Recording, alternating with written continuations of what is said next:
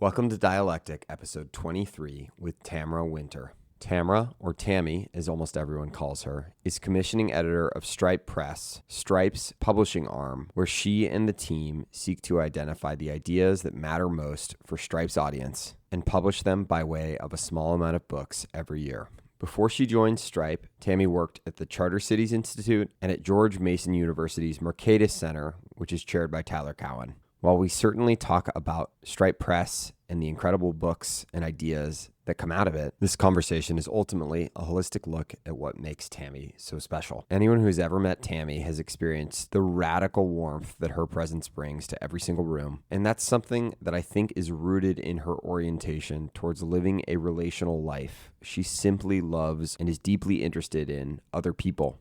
We start the conversation as I force Tammy to reluctantly discuss what shapes her taste. We go deep on what Tammy calls load-bearing infrastructure, or many of the hidden forces that maintain a healthy and trustful society. From small social things like small talk to much more serious and significant things that maintain safe societies. We also talk about Tammy's unique career path, what she's learned from writing and journaling, and the advice she has for reading, particularly her case for biographies. Tammy is somebody who simply fills you with energy, but she is also wise. If you enjoy this episode, please share it with a friend. It means a lot. And with that, here's Tamara Winter. Tammy Winter. Hi. It's good to be with you. It's good to be here. I think the theme that will bound most of the conversation is something that feels really representative of you, which is this notion that there is one part of the world that is legible and codified and very explicit and well understood and articulated. And then there's another part of the world that is a more human part of the world that is hidden or illegible, or at least not as explicit, much more implicit. And I think you're more interested in that part of the world than almost anyone I know. I want to start, though, with a topic that I know you have complicated feelings about, and yet I think you also have a lot of insightfulness about, which is inspired by a conversation we had at dinner with somebody who you work with. And I asked this person what makes Tammy so good at what she does, specifically at running Stripe Press. Their answer was twofold. The first part was kind of obvious, which is there's a bunch of things that go into the actual day-to-day of being able to publish great books on the tactical side, on the structural side, the mechanistic side.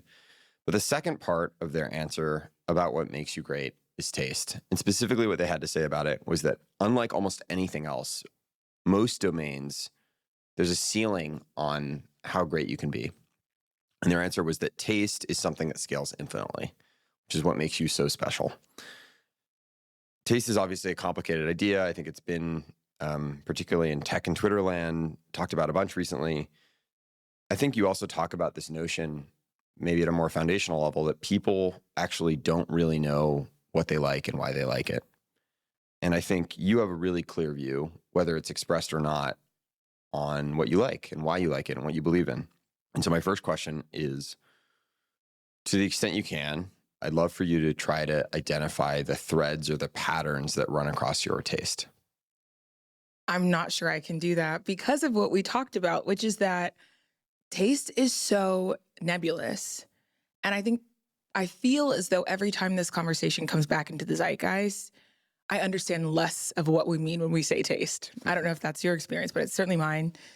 And I think the problem is that we tend to talk about taste as though it were some combination of explicit knowledge, when I think it's way more like tacit knowledge. And I think we'll talk about tacit knowledge later. But, when I think about how I developed my taste, a big part of it, I think, starts in childhood and when you're young, right? The first part of taste is just absorbing a lot. I think everybody has to be honest with themselves and just acknowledge that a lot of what we like, what we don't like, and our ability to articulate that has to do with our closest influences. For example, my music taste. I will tell you, I'll be the first person to tell you on any given day, my music taste is my father's music taste. You can almost break it down to, oh yeah, my dad likes it, I like it, right? And this is for a lot of reasons, but I remember growing up as a kid, my very first concert, I don't know if I've ever told you this, was Earth, Wind & Fire. I think you maybe told me this, but that's amazing. Yeah, it was Earth, Wind & Fire and Chris Botti. Do you have any idea what year? This has got to Or be. what age maybe is a better? I was like 8 or 9 or something. Yeah. So I remember it. But, I had grown up listening to Boogie Wonderland, fantasy, so on and so forth. And so I guess the first part of taste is absorption. Yeah. And I think the other part of this, I guess, as it relates to my work, is that I read a lot as a kid. And it's hard to have a sort of finger feel for what good writing is if you don't read a lot, right? Yes. It's This just is really the- hard to do that. And I Yes. think, maybe one theme of what we'll talk about today culturally is that I think everybody wants the version of whatever it is that ends in mastery with like the least friction and like the least amount of work possible, which I totally understand. But yeah, the first part is absorption, right? Just getting a lot of references. And so I grew up with a lot of references, right? So yeah, there was a lot of Motown, but there's some country in there. There's some pop, my dad is a pop girl too. I don't know that he would describe himself as such. A lot of like weird British 70s experimental stuff. And yeah, you just have to have, I think, first a really broad base to sample from. But maybe the second piece of this becomes pattern recognition, knowing what you like and why you like it. And I think for me, working at Stripe has been maybe the best thing possible for developing this kind of pattern recognition to do what it is I do. When I started at Stripe, it was kind of I guess it was a weird time for all of us because my first day at Stripe was February 24th, 2020. Amazing. I didn't know that. moved from DC to San Francisco to work at Stripe. I had 3 weeks between getting the job and moving. Right. And then 1 week later, we went remote for COVID.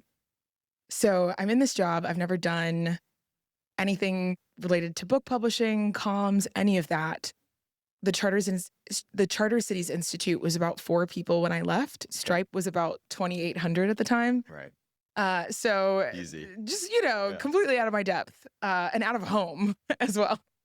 So I didn't start off at Stripe in this role, commissioning books, but a lot of the work that my team did, which was this extremely nebulous team that worked on everything from Atlas to Indie Hackers to Patio 11 and everything Patio 11 entails, to Stripe Climate, which is now Frontier, to weird side hustles for Patrick and John.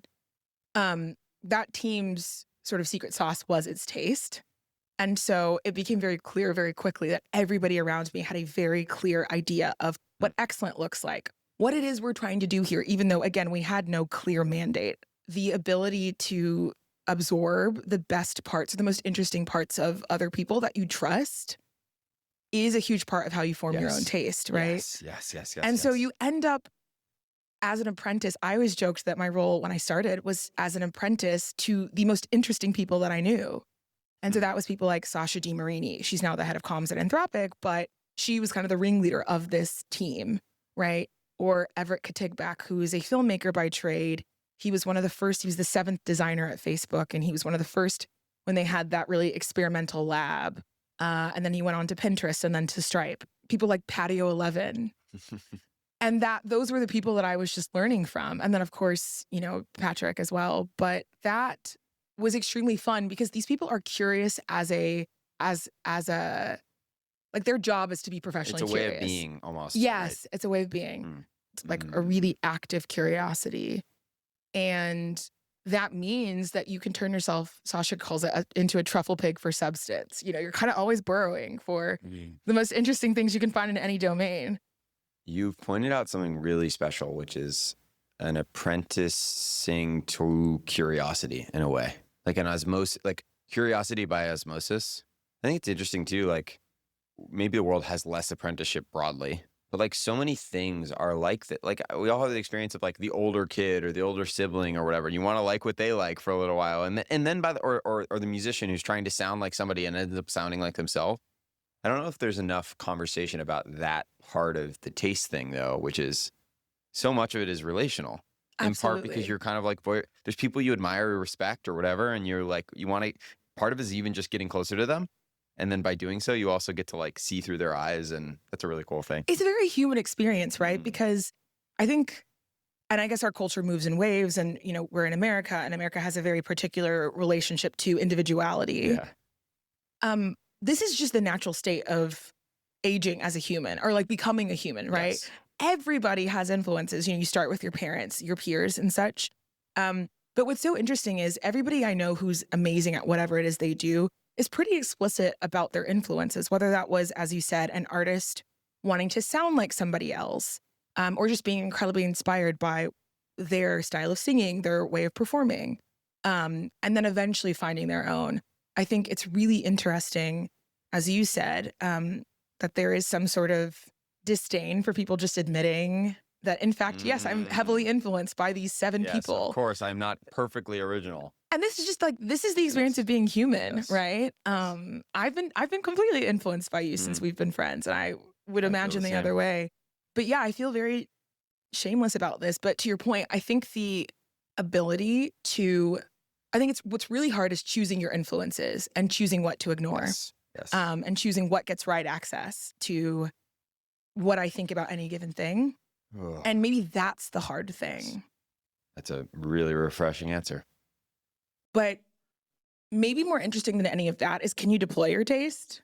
And that is the thing that I think is the hardest, right? So you can spend years just watching all of these people that I just mentioned do things.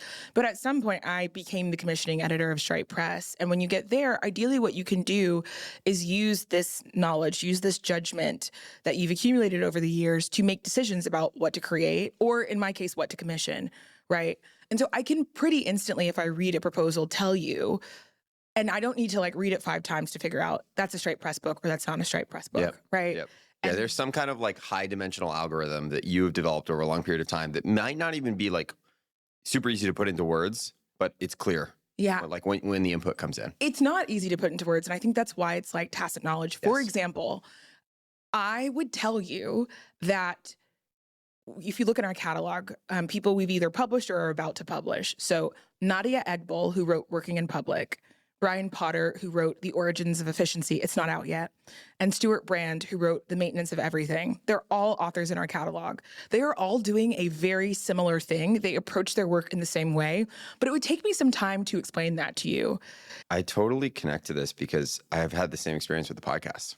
Yeah, okay, say There's more. like something, I have sort of groupings like you just described. Obviously, all the Stripe Press authors aren't maybe in the same group, but I've noticed these almost like retroactive patterns that maybe I saw some element, and sometimes there's overlap. Nadia, who you mentioned, I recently interviewed, Yancey published her book. There's direct connection, but there's also just these sort of like threads that are connecting in hindsight as they come together.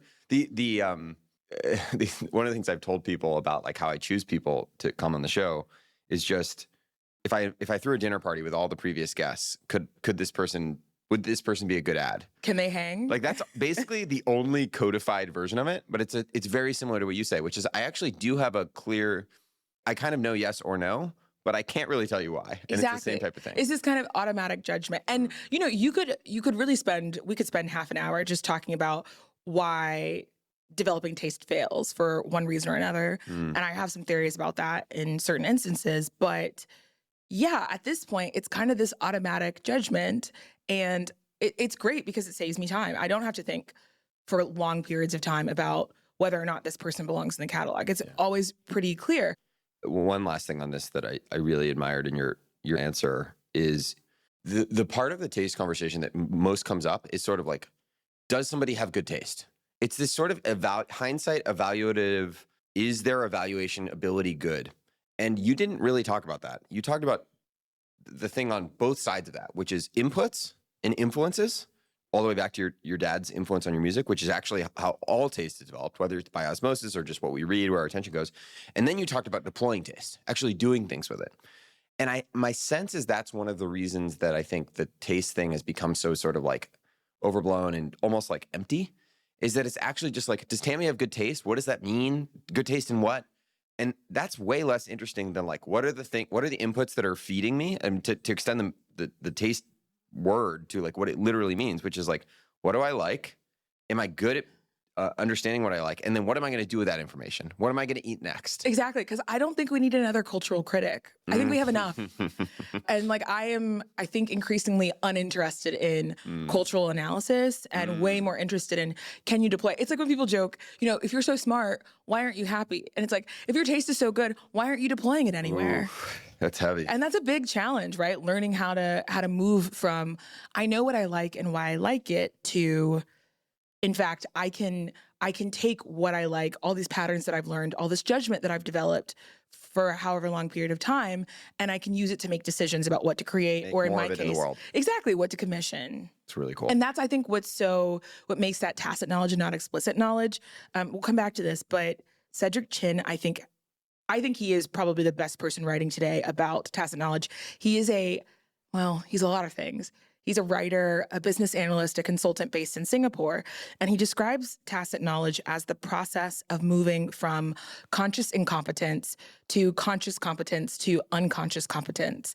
And, that's what we're talking about. This, like, can you make these snap decisions? Can you figure out how to deploy something without needing to go through this, laborious mental process? And so, can you deploy it is basically all I care about these days.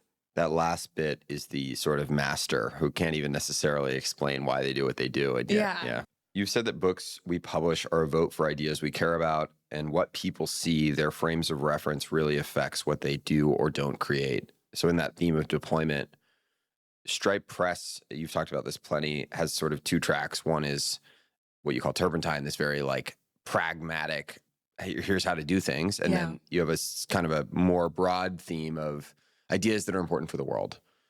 How do you think about that kind of deployment, that taste in ideas that matter, and why is that such an important thing for a tech company to be doing? I think a lot of this goes back to who we're talking to, and again, just to kind of continue on the last conversation, and who we're not trying to talk to. So, like, I'm pretty uninterested in the media in anything, but I am hyper obsessed with the kinds of people who are like you, right? So people who are obsessed with and working in some way or another to extend the frontier of human knowledge or human capability, who have, a deep love for people, who think that people are have sort of an incredible capacity to create and are themselves kind of, again, doing that. They tend to be extremely curious. They can tell when you're kind of feeding them nonsense. They have some level of discernment, which means you can't just feed them anything. They tend to be pretty global and whatever. Anyway, I'm hyper obsessed with them because those kinds of people's feedback loop between idea and execution tends to be quite short, right? Yes. They think about something and they go do it. And it doesn't mean it's perfect every time, but Nadia talks about this. Yes. And it was my favorite part of the blog post that she wrote when she announced to the world that she'd written Working in Public. She just talked about how she's obsessed with writing that makes things happen. Yes. And us too, right? And yes, so ideas are high leverage for this demographic of people. Totally, right? And you can just incept these memes. Again, they may or may not be good memes, but they're so sticky, and they're particularly sticky in this environment. Just to take one that is just kind of been beaten to death, you can just do things. But like, if you really internalize the idea that you can just do things, that means that, suddenly you don't make excuses for things. Suddenly, things that don't seem possible become possible, whatever. We'll have to come back to why that phrase seems to be mostly deployed in service of antisocial actions later. And like, that's what I really care about, right? I want anything that makes individuals think of themselves as actors who can kind of mold the world. Yes. That doesn't necessarily always mean on a grand scale, but, anything that offers people an internal locus of control. Yes. And then but the crux of it is the world isn't happening to me exclusively, but I can actually assert myself upon the world. That's right. And I think one of my favorite books in our collection, and we won't spend this whole conversation talking about books, is The Art of Doing Science and Engineering by Richard Hamming. And I think sometimes people will look at that book. One, it's a bit of a cult classic, which is so funny. I'd never heard of Richard Hamming before I came to Stripe. Mm-hmm. And when we published it, I was genuinely shocked by the reaction that so many people had. So many people who are responsible for some of the most load-bearing pieces of either digital infrastructure or companies, what have you, see him as just an incredibly important frame of reference. So the last chapter of that book is a chapter called You and Your Research. And it's, at this point, a talk that I return to, I would say, at least once a quarter. And what stuck with me is that message felt like the exact opposite of a lot of the, I want to say, cultural programming that I was exposed to growing up. There is a lot of messaging that will come to you as a young person, or, in my case, as a young woman of color, Black woman, whatever, that I don't think is malicious, but that wants you to kind of think of yourself as a person on whom things happen, or to whom things happen. And there is so much media and so much, again, like programming from all corners that is just that asks people to demand less of themselves, or, to just think of themselves and think of the world in terms of systems, in terms of these impersonal, cold systems which determine everything. Yeah. It's the man. Yeah, it's the man. Right. It's those politicians. Yes, It's yes, those them, people. them, It's yes. them. It's always them. You and your research, and sort of by extension, The Art of Doing Science and Engineering, is actually a set of lectures that he gives during his time as a professor at the Naval Postgraduate Academy. So he's telling them, I want you to be incredibly serious about your own life. I want you to take your dreams, your aspirations extremely seriously. And that all starts with asking the right questions about the world. You're not likely to get anywhere if you don't even ask the right questions. I want you to see nothing as more important than whatever your personal mission is in life. And there's just a sense of seriousness, of expectation that emanates throughout all the pages. And you read it even, we're now 30 plus years past him writing the book. You read it and you immediately feel convicted. Oh, that's the best kind of writing. And it holds up. And tons of people that, again, I think I just really respect and I've learned a ton from, have that as a kind of formative essay for them. And I do too. And so it's my favorite essay to give to young people. We have a zine version of it. I love giving it, especially to teenagers. Yeah. You should take yourself seriously. And again, I don't want to make it seem like there's just all I was totally defenseless in the face of all this messaging that I got as a kid. But, I grew up in a suburb of Dallas. My biggest frame of what success looked like to me was just being a doctor, being a lawyer, being an engineer. Now, some of that is also being Nigerian, but yeah. I was rereading On Self-Respect by Joan Didion, and there's a line in there where she's talking about character, and it's exactly what you were saying. She says, character is taking responsibility for your own life. People with self-respect know the price of things, she said, Heavy. They don't engage in an affair and then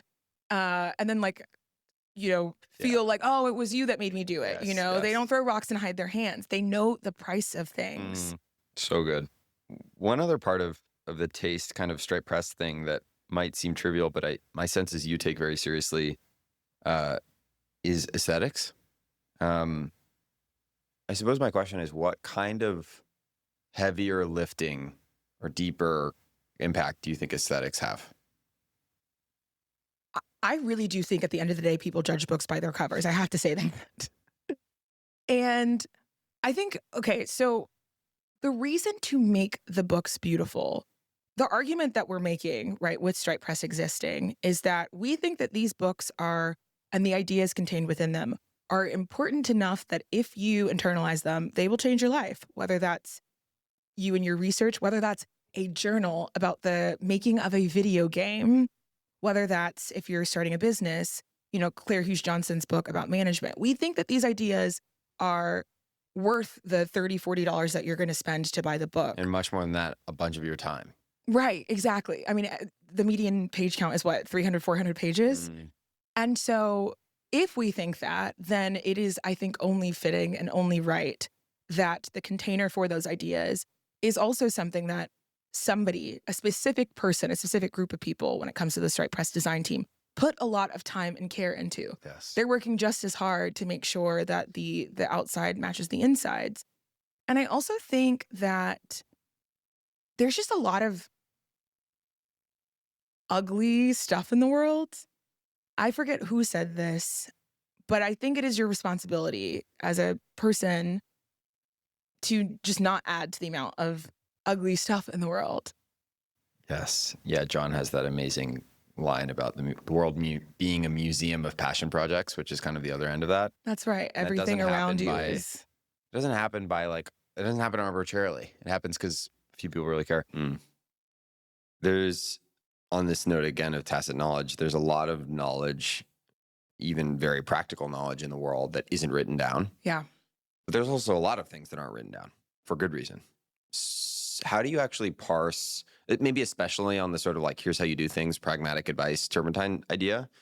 How do you parse what types of things are worth codifying and sort of, in some cases, some of the books are here's the sort of de facto, here's how you should think about scaling an organization, or here's how you should think about building a startup.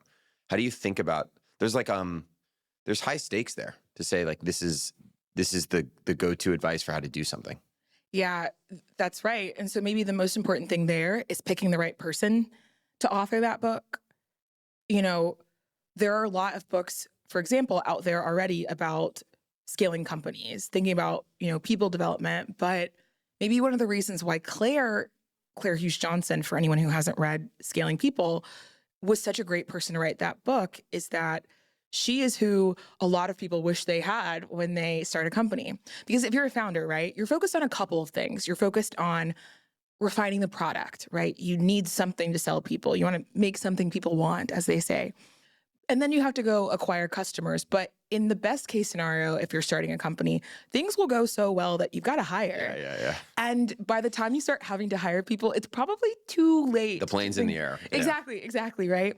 And so Claire is one of those people who just thinks about these things fundamentally. She just really loves people. She's kind of the heart of Stripe. And she's happened to see these dynamics, right? Building and scaling an organization at two really important companies over the last, 20 years. One was Google. She was at Google before Google was even public. And then, of course, at Stripe, when Stripe was, I think, fewer than 150 people. One question I would have here would be, that makes perfect sense. And yet, there's also a lot of people who are effective who are bad at communicating their ideas. This is true. And actually, it's something we struggle with when it comes to picking turpentine people. So again, this is the tacit knowledge where if A, but B, but if C, then D. And so this is C. And yeah, some people, it's not always the same people who are great at doing and teaching, right? Yes. Because often people who are really good at a particular thing have no idea how to talk about it. Now, and by the way, as we've talked about in the past, that generalizes from company stuff to like, I don't know, the master craftsman. Exactly. But one of the constraints, and this is a nice thing about working at Stripe Press, we just have a lot of constraints. And one of them is that we are not going to get anybody to write a turpentine book that isn't a deep practitioner. And so, yes, it is the case that there are plenty of people who have never been a COO at a company who could write in really convincing terms and write really rigorous, excellent books about what it is to kind of scale it. But it's just not an option for us, right? And so, you need an Alad Gil. You need somebody who has both been a founder, been an executive, and then invested in and advised a ton of really successful companies. If you think about Alad, he has been on the cap tables of so many of the most important companies the last, 10, 15 years. And you don't acquire that kind of portfolio by accident. And a lot of people want to work with him because he has seen companies at all different stages. He knows what it is to constitute a board and, as is really important right now and is kind of floating around, how to exit, whether that's going to be a merger or an acquisition, an acqui-hire, or going public. And so, yeah, for us, it just isn't an option, even though there are plenty of people who are excellent at describing a discipline and teaching it who haven't necessarily done it themselves. Another kind of more legible part of the world that anyone who's ever met you would assuredly agree you embody is an idea that I'm going to collapse into charisma. I think it's a lot more than that, and there's a lot of complexity here, but you are a very charismatic person. You've said that you get lucky a lot. Can you explain why? I don't know. How do you answer this without sounding like the most annoying person on the planet? I'll tolerate it. Give us some theories. Okay, I have some theories. Yeah. The first is that I'm a middle child. And the plight of the middle child is such that there's always somebody a little cuter than you and somebody who's been doing this longer than you. Ooh, that's brilliant. Yeah. So you got to stand out somehow. And so the plight of the middle child is that you have Constraints are great.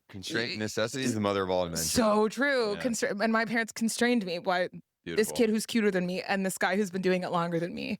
And I think this probably started from a young age. Maybe that's the root of it. To have to figure out how to get people's attention or people to like you. Yeah, but maybe I've always been really curious, and maybe the thing that I've always been most curious about is other people. I really love people, and there could be a lot of reasons for this. Maybe one reason for it is just like we share a religious background. There's just like a commandment to love people as yourself, and I mean that's just the commandment. But maybe part of being getting lucky is making it easy for people to bless you or something. One of our good friends, Alicia, calls it flirting with the world. Amazing. It's so good. There's a notion around charisma that I really like, which is that it's much more about how you make other people feel. Yeah. I love the flirt with the world frame. Other people might have a connotation around that word that they struggle with at times. You've also framed this as delightfulness privilege, which is an amazing version of it too, that I think maybe has less baggage.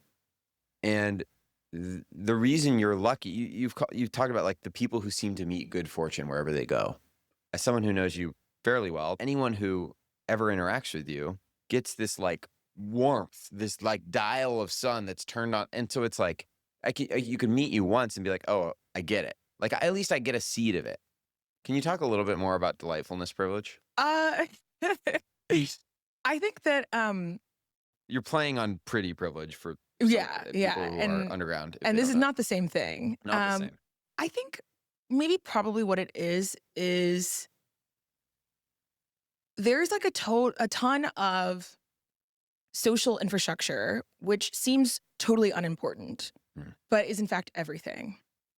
And that means that actually the way that you show up when it's time to go through the TSA line at the airport, or the way that you tend to react when your food was kind of cold, or the way that you tend to react when you are at a party, you're hosting a party, and somebody comes in that doesn't know anybody, and how you decide to integrate them or not, right? These kinds of things are like a social lubricant that basically determine how everything runs.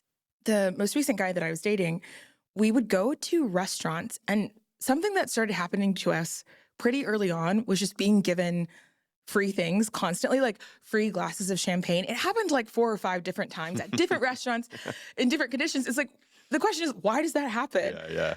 Maybe the answer Maybe is you're like, just lucky. maybe we're just lucky. I don't think so. Maybe it's like niceness.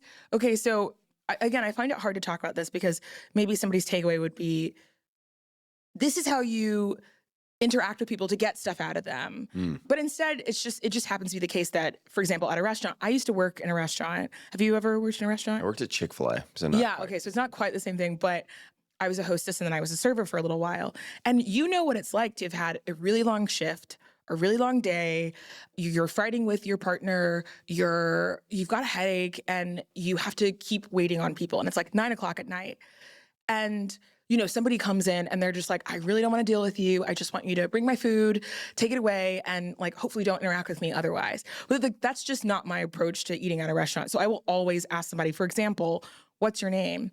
And sometimes it will throw a server off because they'll think that you're asking for their name in case anything goes wrong, like as an insurance policy. Oh man, that says a lot about society. Because I guess it like happens infrequently, and Tammy is only one step away from Karen. So you don't know what's going to happen. But instead it's just like, actually, I'd like to be able to say the name of the person that I'm going to be interacting with for 2 hours. Yeah. And so I think that maybe what we're describing is, it could be called niceness, but it becomes automatic. And I think a lot of people who exhibit this, we have a lot of friends for whom something like this is true. These like micro interactions compound like anything else over time. And I guess it produces a kind of effect that is what I would say is luck. I wonder if part of this is this notion that like, we've all just gotten kind of cynical. Like, oh, you want my name? What are you gonna do with it? Like, you're gonna complain to my manager or whatever? But like every micro interaction you have with people kind of feeds one perception of people or another. I also think something that's really important, and I'm not sure I have this, but I think there are a lot of people that we know who have this. There's one version of charisma that's like the cliche. They just light up a room. There's like some subset of people who are able to capture and sustain attention wherever they go. And then there's another kind of person, and sometimes they're the same, who just makes you feel, another cliche, makes you feel like you are the only person in the room. And like it would be illegal for them to take their attention off of you, right? Yeah. And that's so powerful. And every time you have an experience like that, it's just the most meaningful thing in the world. Yeah, no wonder those people, by the way, end up being successful. Absolutely. Turns out everyone who interacts with them feels important and special and liked. And it's like particularly impressive when you see this happen at a scale where they're like the kind of person who, because they're so successful or whatever, they just are used to people deferring to them, being way more interested in them than, they would respect to receive reciprocally. And I think you and I both know people for whom they're quite successful. They're used to people deferring to them. But in fact, they are way more interested in you and way more curious about you. They'd rather ask you questions than spend any amount of time, talking about their business. It's or a way whatever. of being versus this like path to success. or Yeah, something, absolutely. which There's light endures. some months ago I read Virginia Woolf's essay on Montaigne. And in part of the essay, she talks about the way that he lived his life. But in some portion, she starts talking about his orientation towards people and by extension hers. Yes. And, she kind of considers it a sort of social deformity. If you're the kind of person who can't laugh easily with your neighbor, who can't make conversation as easily with the banker as you can with the plumber. And she sees this as like a critical part of being a human being, which I tend to agree with. I have that quote right here. And I wrote it down because I think it's like the most distinctly Tammy thing I've ever read. I'll read that. Just this excerpt in particular, I felt like is the thesis statement for your life. To communicate is our chief business. Society and friendship are our chief delights. And reading, not to acquire knowledge, not to earn a living, but to extend our intercourse beyond our own time and province. Why is it so important to live a relational life? Well, I don't think that you can live any other way and live healthily, right? I don't want to get emotional, but I think that part of we were joking about this the other day. We are friends, but we also have this like web of friendships and people in common, such that at any given time, 2 of these people are talking to each other, or 3 people are plotting some trip or whatever. Yeah. And it's really lovely, right? Because there's this interlocking web of people. But also, and that's really cool when you guys, Devin, Anne, and some other folks were just in Europe together. But it's also really cool when you have something go wrong in your life and you just need your village around you. Or even better, I think, when you're needed, right? It's one thing to kind of need people and have them there. It's another thing to get the call from somebody that loves you and says, hey, I really need you right now. And I think, I'm not going to say anything that other people who've studied this longer, who are more articulate, haven't already said. But there is, I think, this just breakdown of community as understood this way, these like thick connections. And I feel really lucky that that's just not the life that we live, that we have, and that doesn't mean having like 40 best friends, but just having a core of people that you can rely on, that rely on you, that expect things of you even. And maybe my favorite person who writes about this, and maybe yours too, is Ava. She has this very ambitious model of friendship. You can, for example, she's constantly telling me, me not living in San Francisco, and you too, by the way, is like ruining her life. You can actually demand that your friends live near you, And I love that. There are a lot of people who just, who I think they prefer to live a life that doesn't require them to have obligations to anyone. But I think when it really comes down to it, everybody kind of wants to get the call. I think. There's a quote from Ava's blog or Substack where she's talking about you. She says, T and I said we'd be friends at St. Redeem in 2023. It was springtime, and she told me she decided to be vulnerable with me starting now, and that we were going to be close. I was a little bemused because she had not so far been particularly vulnerable at all, and I was wondering if the change really could just happen like that, or how it would feel, but it really did just happen like she predicted. I moved to California. We hung out when we visited each other's respective cities. We became friends. In the Waymo on my way to see her yesterday, I was so excited I had heart palpitations. There's something in just beautiful. Oh, I love her so much. There's something inside of this, though, that you might not like this for at least the verb, the words I'm going to use here, but there's like a social agency, maybe? Or at the very least, a willingness to impose your will on the world socially that is inside of like, hey, sorry, whether you like it or not, we're going to be friends now. And then I think that also obviously ties to something else you were saying that you're keen to say, which is like the obligation is the gift. But yeah, can you talk about like what's inside of telling somebody, hey, we're going to be friends now? Well, honestly, I think that was a little obnoxious of me. But I basically, look, what had happened was We'd had enough interactions to that point. We had people in common that kept telling us individually, you two would really like each other. And I was just like, all right, look, I'm ready to go all in here. I think that we're going to be friends for 50, 60, 70 years. So we should just start now, right? Might as well start now. I mean, we could start tomorrow, but we could start now. And now, of course, that doesn't work unless you have these like repeated interactions, right? So it means, for example, things like you're not every time you go to dinner going back and forth about how to split the bill. It's just like, you get it this time, I'll get it next time. And there's this like reciprocity there. But also, something that I think was really beautiful and maybe is the best way to articulate it comes from Warren Buffett at the 2024 Berkshire Hathaway annual meeting. This kid couldn't have been more than 10, comes up to him and he asks, what would you do with one more day with Charlie? And, he says, I would probably spend it the way I spent every other day with Charlie. They were kind of constantly in contact, even if they weren't in the same place.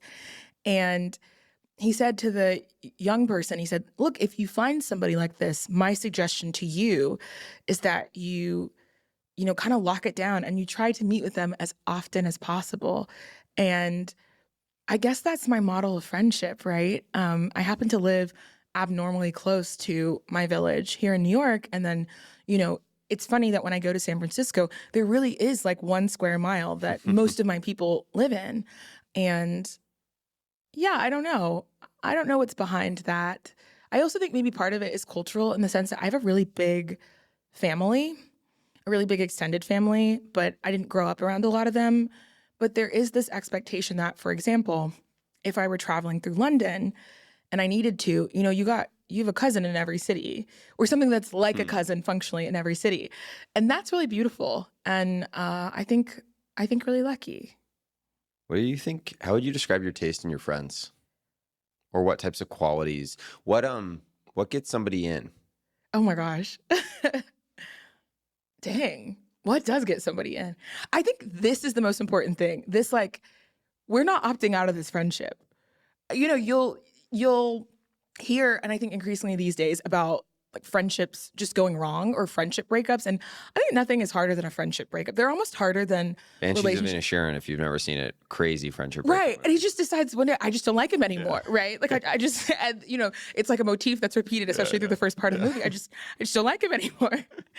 And I think this idea is maybe most important to me. We're not opting out, which means that if we are close friends, we can go through as many ruptures and repairs as we need to. And kind of paradoxically, it makes it less likely that you run into these arguments. But like, this is, I think, the kind of consistent orientation, I think, to all of our friends, because again, we share a lot of these people in common. Yeah, you don't get to opt out of this friendship. We're doing this for 60 years. And what does that actually mean practically? Well, that means I'm really invested in your life. I'm really invested in your parents, how your siblings are. I want to know your partner. Eventually when we're all married, let's say we have this kind of, on some level, group orientation towards each other, such that it even extends to how we date, right? Because we all want to date partners who don't necessarily like need themselves to be all of our best friends. But the idea is that if there's ever a day that, like, I'm sick, let's say, and you and your wife needed something, well, I need him to go in my place and vice versa. And you would do the same thing. And I think that this changes every interaction because, one, it means we don't need to be next to each other all the time, although we are in often pretty regular contact, but that will change as, people have kids. And a lot of my best friends in other cities, whether it's in DC or Dallas, already have families with 2, 3, 4 kids. And you kind of see the same. It's not a perfect one-to-one, but you see the same orientation where if I'm in DC, there's like 3 or 4 people that I have to see every time. And that even if I go a year without talking to them, if I really needed something, they would be there and vice versa. You brought up Charlie and Warren, and you also talked about sort of this web of people. There's an idea that I think applies to friendship, but I think it also applies to relationships professionally, all these things. And you've described it as the real thing people should take away from Warren and Charlie, not 50 years of compounding, which is a seamless web of deserved trust. Can you describe that phrase? Well, it's not a phrase that originates with me. It's a phrase that originates with Charlie. There are all of these invisible structures that we don't appreciate that are totally load bearing. Mm. And one of those is trust, right? The idea that I can interact with you without having to negotiate every single interaction. Yeah, repeat iteration game. Exactly. I can live my life. I can do business with this person or in this firm. And I don't have to constantly be thinking about, is this person going to cheat me? Do they mean what they say when they say it? And so on. And this scales all the way up and down, right, to personal relationships, but then also, again, to like entire societies. How easy is it to get things done? Do you think that most people can be trusted? And of course, the seamless web of deserved trust means being the kind of person who, you know, all of these good things can also be applied to. You know, you say what you mean, you do what you say you're going to do, all of those things, right? You're the kind of person that makes it really easy for people to interact with you and not to kind of backtrack. But part of like this delightfulness thing is that, right? Are you the kind of person that's easy to interact with? Are you predictable? You know? Yeah, a different version of these, like the other end of the spectrum maybe, but you use the frame load bearing. Another thing you've talked about that I really admire in you is your appreciation of small talk, which is I love small talk. It's like the exact opposite end. It's like it has none of the weight of all the friendship stuff we were just talking about, and yet you've made the case that it's doing a lot of work in the background too. Yeah, I think I'm small talk's strongest soldier. I will go Defend to war it. for small talk. Give us the case. There are, I think, a lot of reasons I totally buy a lot of the reasons that people dislike small talk, right? It's a waste of time. It's not going to get you anywhere. It's like, I don't really care what your favorite color is. Okay, fine. Well, sorry to interrupt you one more time. I would also add that there are a lot of people who would hear much of what you just said about living a relational life, even being charismatic or flirting with the world, and agree. And I suspect also a large percentage of those people who otherwise put a lot of weight into relationships think small talk sucks or doesn't matter. Yeah. So And there's again- an interesting sort of dichotomy there. Yeah, and I hear that and I understand that too. But again, I would argue that it's this like invisible substrate that matters a ton. Like in a really stupid example, like, you can't build a skyscraper without a foundation, right? Let's just like take it in a couple of domains. In business, for example, you know, you think about like, I'm trying to do a deal here. I really don't care what, you know, how your commute was on the way over. But part of what people are doing when they're trying to when they're employing small talk in business, right, is I'm trying to see if you know how to read social cues. I'm trying to see if you know what appropriate disclosure looks like when you're just meeting people. And beyond that, I'm trying to see if you're the kind of person I want to be around for extended periods of time, right? Like that's what I'm doing when I'm doing small talk in business. Right? And as much as that framing is almost like testing for something, you're also doing it's like a you're giving compatibility something check. too, Yeah. right? You're actually trying to create ease. It's an invitation as much as it is a question. Because I'm trying to find, you know, points of compatibility. You're trying to find these like leverage points by which you can go deeper. You know, I don't want to be too critical here, but one of the things I struggled with early on in my time in SF before I was living there, I only really lived there for 6 months, but the way I make it sound is like, oh, I'm a veteran. I imagine you don't have any questions about SF versus New York on this list. I hope not. But Shockingly, no.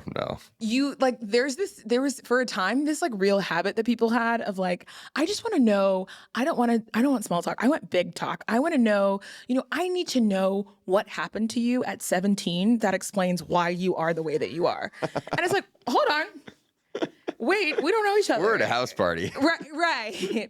Or like you're on a first date, right? Like I'm guilty of this. Yeah. maybe I don't care what, again, your favorite color is, but you can't like build a relationship that lasts decades without like establishing this basic social trust. Like There's something inside of this too that is it's like proximity. Proximity is another form of this sort of like lifting that actually like a sign of a really great friend is not a great friendship, I should say, is not that you can sit and have a super deep 2-hour conversation.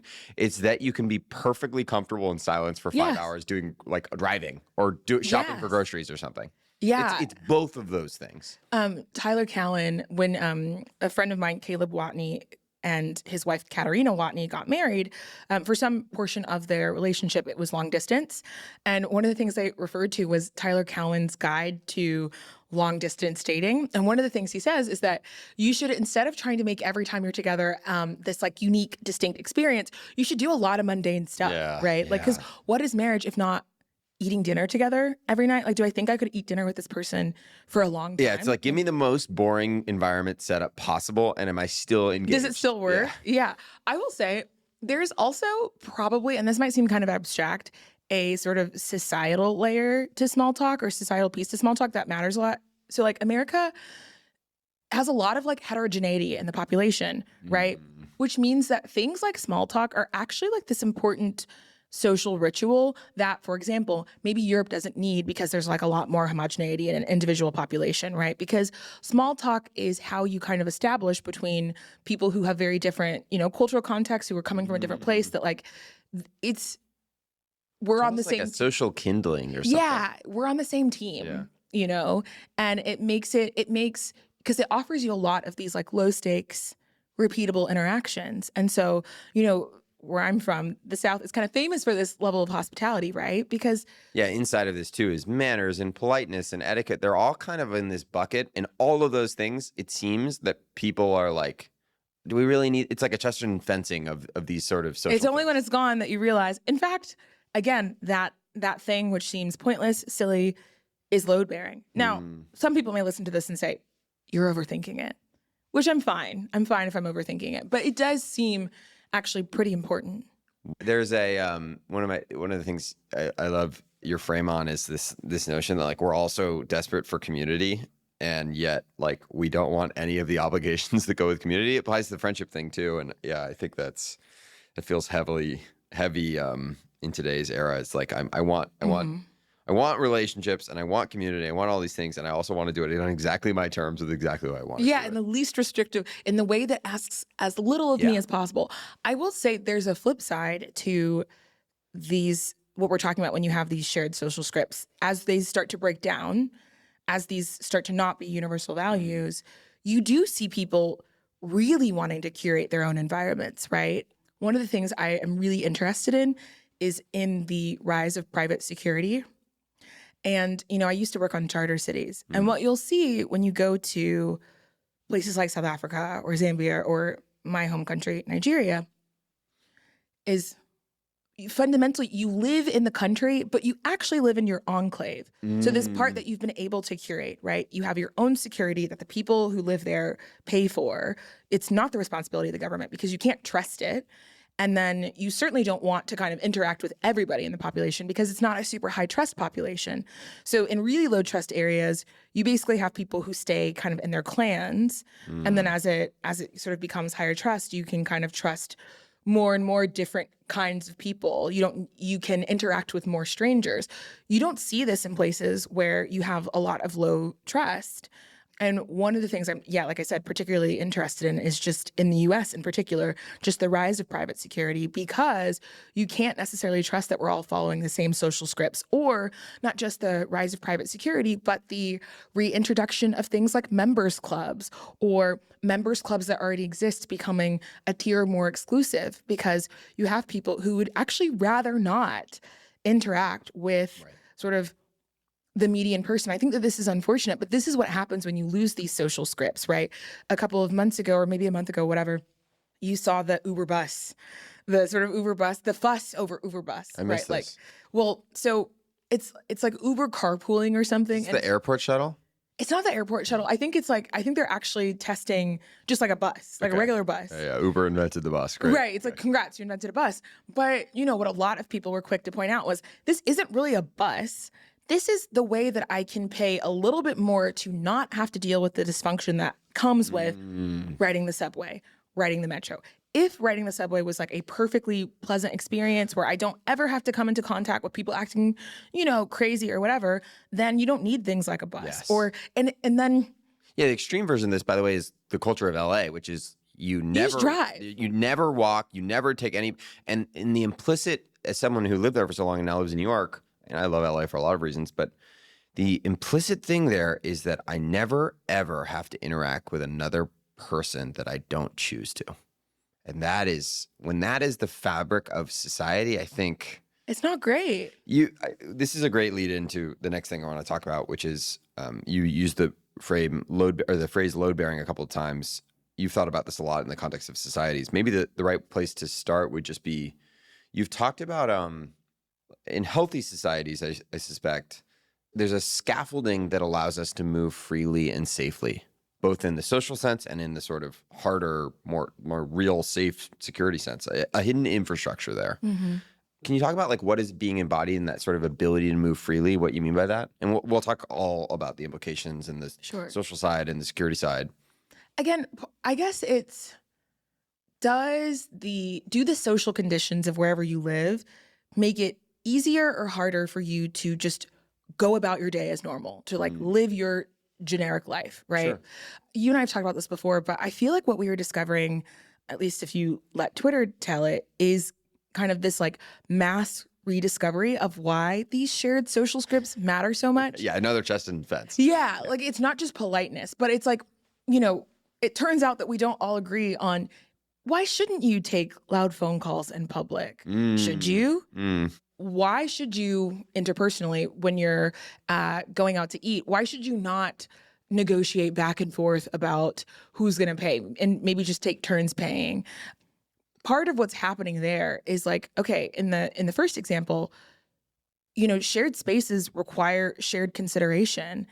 And same thing with the second, we've already talked about this, reciprocity is kind of the foundation of having relationships that scale over time. And you don't want to live in a place where you have to negotiate every single thing about your day. Yes. I don't want to have to map out. That is the lack of ability to move safely, freely through the scaffolding. Right. I don't want to have to negotiate every part of my existence. I don't want to think a ton about how I get to work. I don't want to think a ton about if I can interact with, like when you don't have social trust, there are entire parts of your environment that just become off limits to you. And it's really unfortunate for the people in your population that are already pretty vulnerable. So for example, kids, right? We talk a lot about why kids can't move freely anymore, right? The loss of mobility that a lot of children in a lot of countries have enjoyed, but there are still countries in which children you see the kids wandering around Japan. It's crazy. Exactly. There's that whole show, Old Enough. And the whole point of the show is that a 2-year-old can operate functionally in your city without having to kind of, and like that a parent would let the youngest kid, I think, on that show was 2 years old. I mean, he's probably almost 3, but a 2-year-old running an errand. Right. And the thing that you worry about the most is he going to remember the grocery list? That's like unheard of here, right? Yeah. And it's like the first episode of the first season. Yeah. Not that I sent my 2-year-old. Oh. But like, will he remember the grocery list? There's one specific part maybe so many ways we could take this, but one thing I like a lot about how you think about it is sort of COVID being this really good or not good, COVID being this forcing function for some of these things. Like this notion that as we reassimilate into the world from this very online COVID life, we're rediscovering some of these social dynamics from first principles or having to sort of face the Chesterton fencing of them. Classic example, like why does etiquette actually matter? Why do you one example that sticks in my head that you brought up is like, why do you not, if no one opens your wine bottle at the dinner party, not take it home with you? These types of little things. Can you elaborate on that?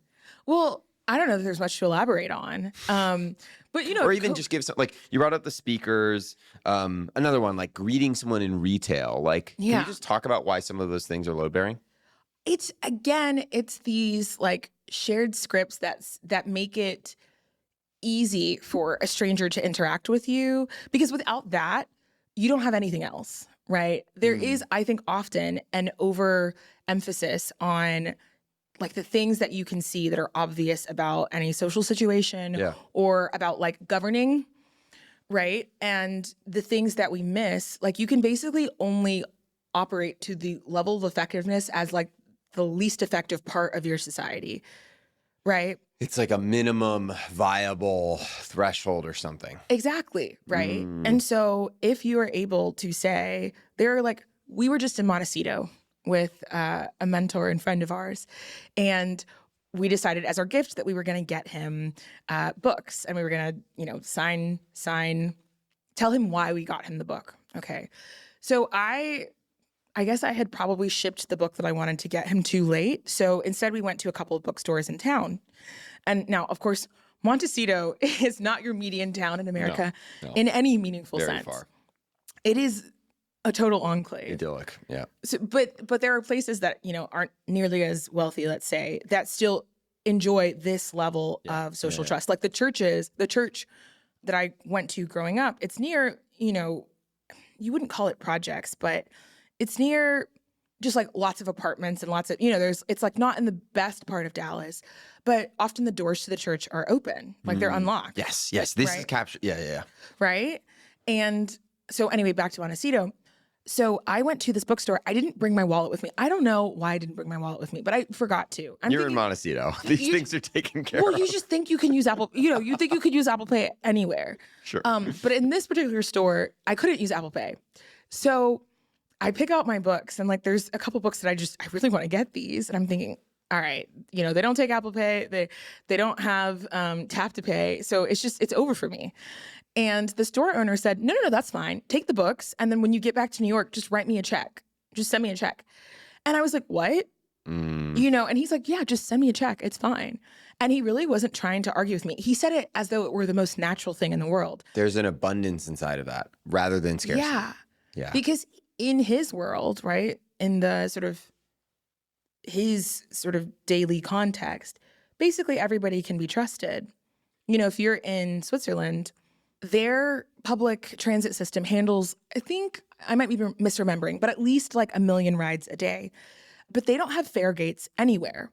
You just step right onto the train. Think about how many times you've been late to something because you're like behind the queue of people trying to, There's pay. some person who's new, it's a tourist. Who doesn't know how to eat, right? But in Switzerland, you just walk straight on because the assumption is that the population is going to pay, right? And so instead what happens is you get these random ticket checks, and if you're found you just pay on your phone, like there's no yeah, gate. you pay. Yeah, exactly. You just walk straight on. Wow. Yeah, the assumption is you've already paid, right? Right. And so if you're found to have not paid, to be fare evading, you get a fine of about 100 Swiss francs, right? And there's a lot baked into that assumption or baked into that scheme, right? The assumption that most people will pay. Yeah. And actually it's interesting. They've seen fare evasion rates increase about 50% in the last couple of years since like 2018. And what they think is happening is, of course, one of the countries that borders Switzerland is Germany, another is France. And they think on the French side of the border, you're getting a lot more people coming from France where there's just a less strong norm about paying. And they think that's what's happening. And so there's some debate about what you do about this, right? Implied in all of this is norms and a sort of staying above the tragedy of the commons in some sense. You brought up agency earlier, pointing at this. This is an aggressive framing of it, but I think it captures how you feel. What is cultural arson? I think I'd call many more things cultural arson than my friends would. Okay. Let's just take an example. A couple of months ago, there was a sort of scissor statement that happened again in... Scissor statement is a reference to a Scott Alexander blog post that everyone should read, but the essence of it is sort of like, it's like the dress. It's the blue and white or the black and gold, or I mixed that up. It's the dress where like, it's obvious to everyone that it's yes or no, and no one can understand how anyone could believe is the opposite. Exactly, right. Thank you for that. I had to mansplain a little bit. This is a podcast. And I guess this originated like so many annoying things do in tech Twitter. Or maybe it was rationalist Twitter. There's some overlap. And so a guy is recounting a story of being out with his girlfriend on a very cold day. And so he tells his girlfriend, like, I'm cold. And she does what he thinks is like the highest agency thing. You can just do things. Exactly. You can just do things. So what does she do? She, like anybody would, goes to the first hotel that they pass, and she tells them that she's just stayed at the hotel and she has forgotten her scarf. So this is some European country. So they end up pulling out the scarves, and she takes the nicest one and she gives it to her boyfriend, and he's no longer cold. Now, he tweets this, and I think this is an innocent story. I don't think that this guy is a bad guy or anything like that. But I think he probably expected the overall reaction to be positive, right? Like, your girlfriend is so high agency. I wish I had a girlfriend like anyone would do, right? Right. And it's like, no, I actually wouldn't do something like that. The only reason why your girlfriend was able to pick out a scarf is because most people who need a scarf because they're cold don't act like that. And there's just, I think, a real lack of appreciation for. And by the way, the person who lost the scarf actually now won't get it. Like Right. a very simple, like, You don't know how long it's been there. You don't know. Maybe it's been there for months, in which case, okay, fine. But you don't know that when you're choosing to sort of tell a lie about needing a scarf. And, you know, it's fine. It's fine if one person did that. But if everybody did that, if everybody said, you know, there's like a very tortured logic that a lot of young people employ towards shoplifting these days, right? And the idea is like, yeah, I wouldn't shoplift from a mom and pop shop. but like- Amazon. But well, I guess you can't shoplift from or Amazon. whatever. Yeah. Well, Walmart or But whatever. Walmart, Target. Yeah. And, you know, today, and it's not necessarily because of young people, it takes me forever to just get some freaking toothpaste, right? Like nobody thinks when they decide to fare evade or decide to take a scarf that doesn't really belong to them or decide to steal something that could cause a ripple effect. Yeah, where it's like a paper cut. That's right. It's like death by 1,000 cuts. Because again, no one person acting this way is going to ruin the experience. But again, if everybody acted that way, and I think this is sort of the genius of broken windows theory, which I think has been sort of empirically kind of borne I don't know out. this. The idea behind broken windows is if you are in a neighborhood and a window breaks, for whatever reason this window breaks, and you don't fix it, you can expect that in enough time, in due time, every window in the neighborhood is going to be broken. Wow. And he also has this phrase called defining deviancy downwards, where you sort of slowly lower the standards of behavior. And so the lowest common denominator slowly gets worse over time. And you see this borne out in so many places, right? You see if you're at a concert and one person thinks it's okay to throw something at the performer, right? Like you're starting to see this way more often. People are like throwing, not just like, you know, throwing a bra or whatever, but like throwing things that are hitting performers, throwing people's cell phones at performers, and it's hitting people in the face, right? You just end up, if you let even a little bit of these things slide, you just end up eventually with an environment that's just worse. So it raises the opportunity cost of being in public, right? How would you describe to people, for the most part, most American listeners are probably taking the way we, for the most part, are able to move socially through our scaffolding freely. Like, how would you challenge people, or how would you kind of like illustrate, maybe to lead you a little bit, like you brought it up briefly, South Africa, like you once told me like South Africa looks a lot like LA, and yet. Well, in certain places anyway, right? So the first time I visited South Africa, I was in Johannesburg, and specifically Sandton, which is like one of the wealthiest parts, if not the wealthiest part of Johannesburg. And it's the business district as well. So from your hotel, you're looking out and you see like Deloitte over there, and you see the Radisson Blue over there, and you know, the Hilton, South Africa over there. And the first time I went, I think I tweeted a picture of Sandton, and I said, "Where do you think I am?" And the responses I got were like, "Oh, you're in LA," or "Oh, you're in Tyson's Corner, Virginia," which was not a horrible guess if you've ever been to Tyson's Corner, Virginia. And if anyone was paying attention to the lights, they would have seen, okay, I'm not in America. But the first thing I was told by the people that we were with, the very first thing, and it's like broad daylight, is never have your phone out in broad daylight.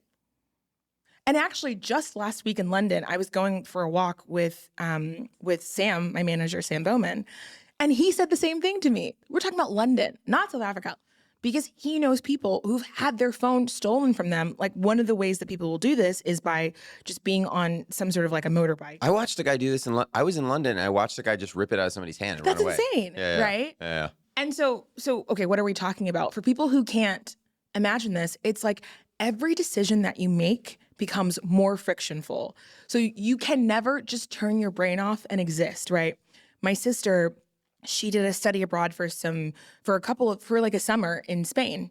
She was both in Sevilla and then also in Barcelona. And she would call me from like 3 a.m. her time, just walking alone through the streets to get back home, because, you know, Spanish people, they're up all night. And I would be like, what the hell are you doing, right? Because there's no chance that I'm going to be walking around, you know, at 3 a.m., generally speaking, right? But she is in an environment that has all of this, social infrastructure that supports the ability of a single young woman to walk around and not have to be particularly vigilant. Now, this, of course, there is some level of vigilance, but, the idea that you could just be on your phone, really not paying attention because you know the way home and whatever, and like get home safely. This is what I want for everybody. And I think until you are in an environment where you do have to think about every single piece of your environment, it doesn't really click. And it's unfortunate because I think maybe in the West and, specifically in America, because it's the context we know, people won't really appreciate it until we get there. They go to CVS and all of a sudden, every single thing I need is locked up. And so going to CVS. Or better yet, like the Walgreens has the glass broken in. Yeah, as was exactly. the case for parts of San Francisco for a little while. Yeah, San Francisco, I think, is getting better, but they finally got a Whole Foods, and the Whole Foods in San Francisco shut down like a year later because they couldn't stop people from kind of loitering and using it as like a public bathroom. And also there was just way too much theft. And a lot of times people will laugh at this, right? They won't care. But this is getting back to the question. This is what I mean by cultural arson. I have way more anger reserved for the people who would excuse this kind of behavior than I do sometimes for the like antisocial person who just like lacks impulse control for whatever reason, right? Like, or just like had an emergency or whatever. Like every incremental action of this type can be justified. Sort of. Yeah, exactly. You can go to the ends of the earth, and so you'll hear people who say it's just it's like the tyranny of root causes. Well, poverty is the reason why I need to steal, dozens of whatevers from CVS. And it's like, again, you can make any excuse in the world. People say this about fare evasion. But in fact, in most cities, the people who are evading fares are not the poorest people. And most cities have programs that allow people who, like low-income people, to kind of ride for free or very reduced rates. Yeah. And so, again, it's this sometimes what you have just in society, we live in a society, is I think an overemphasis on the extremely visible parts of disorder and maybe a lack of appreciation for like the kind of little cultural cracks. Yes. That eventually, end up concluding in, again, I know the CVS example is like insane, but 5 years ago, you could go to CVS anywhere and get anything that you needed. Yeah. Like, what's inside of all of this, and you've described like a case against mercy, which sounds very extreme. Okay, that's the name of a piece that I'm currently writing for Works in Progress. Wow. So we can't linger here for too much longer because you have to read the piece. What I think I'm hearing, though, and I want to make sure I have the right frame around, is that it's almost we've talked about examples here that are sort of like soft scaffolding and hard scaffolding. And soft scaffolding is more of these social things and like taking a scarf or norms. And then hard scaffolding is like, actually, can I walk around this city safely without being mugged? What I think you're pointing at, though, is this notion that actually like it's a continuous gradient. And the soft things actually eventually give way, break the dam by 1,000 cuts to the hard things being possible. Exactly. Like, again, the thing that I tend to focus on is the substrate, right? The stuff that isn't obvious because, again, that's the stuff that is load-bearing that you don't expect is. Yes. And then we're talking about, I think very much a live conversation in tech right now is about norms. There are things relating to acqui-hires, acquisitions, what do employees owe their employers? There are entire companies that I think, as they currently exist, are contributing to an environment that makes, tech more low trust, that makes people more suspicious of each other. There's lots of technology that is, and again, even if that's not what the technology actually does, what does it mean when you brand something as cheating technology, right? There's this argument that, in fact, there's already rot. And so all I'm doing is exposing the rot. Or better yet, that's a high agency. You can just do things. It's high agency, right? But actually, making things worse doesn't make them better. It just makes things worse. The way to make things better is to just make them better. And that sounds like a tautology or whatever, but it's like, this is basic stuff, right? And so I find it kind of both heartening and disheartening to see a lot of people that I really appreciate saying, yeah, I really don't like that. I don't want us to become the kind of place that sort of rewards what I think is, again, cultural arson. We have lost the ability to distinguish between, and like some people use their agency in ways that I think are just bad, right? Or that probably, even though, there are a lot of cultural consensuses that no longer hold, cheating is bad is one of the ones that I think still holds, right? But will it in 10 years or 5 years? Right, or right. 20 And years? and it certainly won't if we all kind of like reward that. Or not even reward it. I think rewarding it is another step. It's almost just like, it's fine. Yeah. What you've seen is a lot of people who even we admire, who you can see are doing bits. Yes. Like you interact with them in real life, and they are not saying the insane stuff that they say online. And it's so clear that they've been either audience captured or like something has broken in their model of the world, in their brain, whatever. I think it's actually just like, it doesn't matter. Yeah, there's like this like fundamental nihilism, right? Like I'm just saying things. I'm in the arena saying things. I love your commentary on agency though, which is that like it is so captured by the you can just do things thing, which is there's two ways to internalize that. There is actually the world is plastic and you can experience the world as happening to you, or you can experience the world as asserting yourself on the world. That is so powerful. Arguably, there's nothing more important to teach. Like that is so important. And yet there's also a version of this you can just do things agency thing that I think you're pointing out, which is like, you can just take what you want, which is not the same thing and not necessarily just good. It's certainly not the way I would advise, young people, and we're still young, but young people to go about sort of entering this industry, right? And I think tech in particular, whatever a lot of people want to say about it, however people want to criticize it, one of the things that I do think is quite unique to this culture is that in a lot of places, there is just positive sum. Yes, this goes back to scarcity and abundance. One of those things, one of those definitions of agency is abundant and the other is scarce. And that is so important, I think. Yeah. Sorry to interrupt you. No. It's just in a lot of different places, there's just like positive sums are baked in, right? One of the biggest places that exists is in employee equity, right? You're getting literally a share in this company. But also it's just common that people just are constantly doing favors for each other. And, you're not constantly waiting by the phone to see when that person is going to do a favor back for you. These dynamics can exist for a long time. And so you end up having this dynamic that's rather like Scorsese and De Niro, where you have like investors and founders that just tend to work with each other again and again and again. Yes. And of course you like build networks and whatever. And like that's a really great thing. That's really valuable. And to your point, my favorite way of looking at agency is anything that forces people to not think of themselves as entities to which things happen, but instead, as this like internal, really kind of developing an internal locus of control, developing some appreciation for cause and effect. And not to belabor the point, but I do think there is maybe, or at least maybe I grew up with one, or maybe as I was growing up, I was too impressionable or something. There is, I think, a cultural script that really wants young people.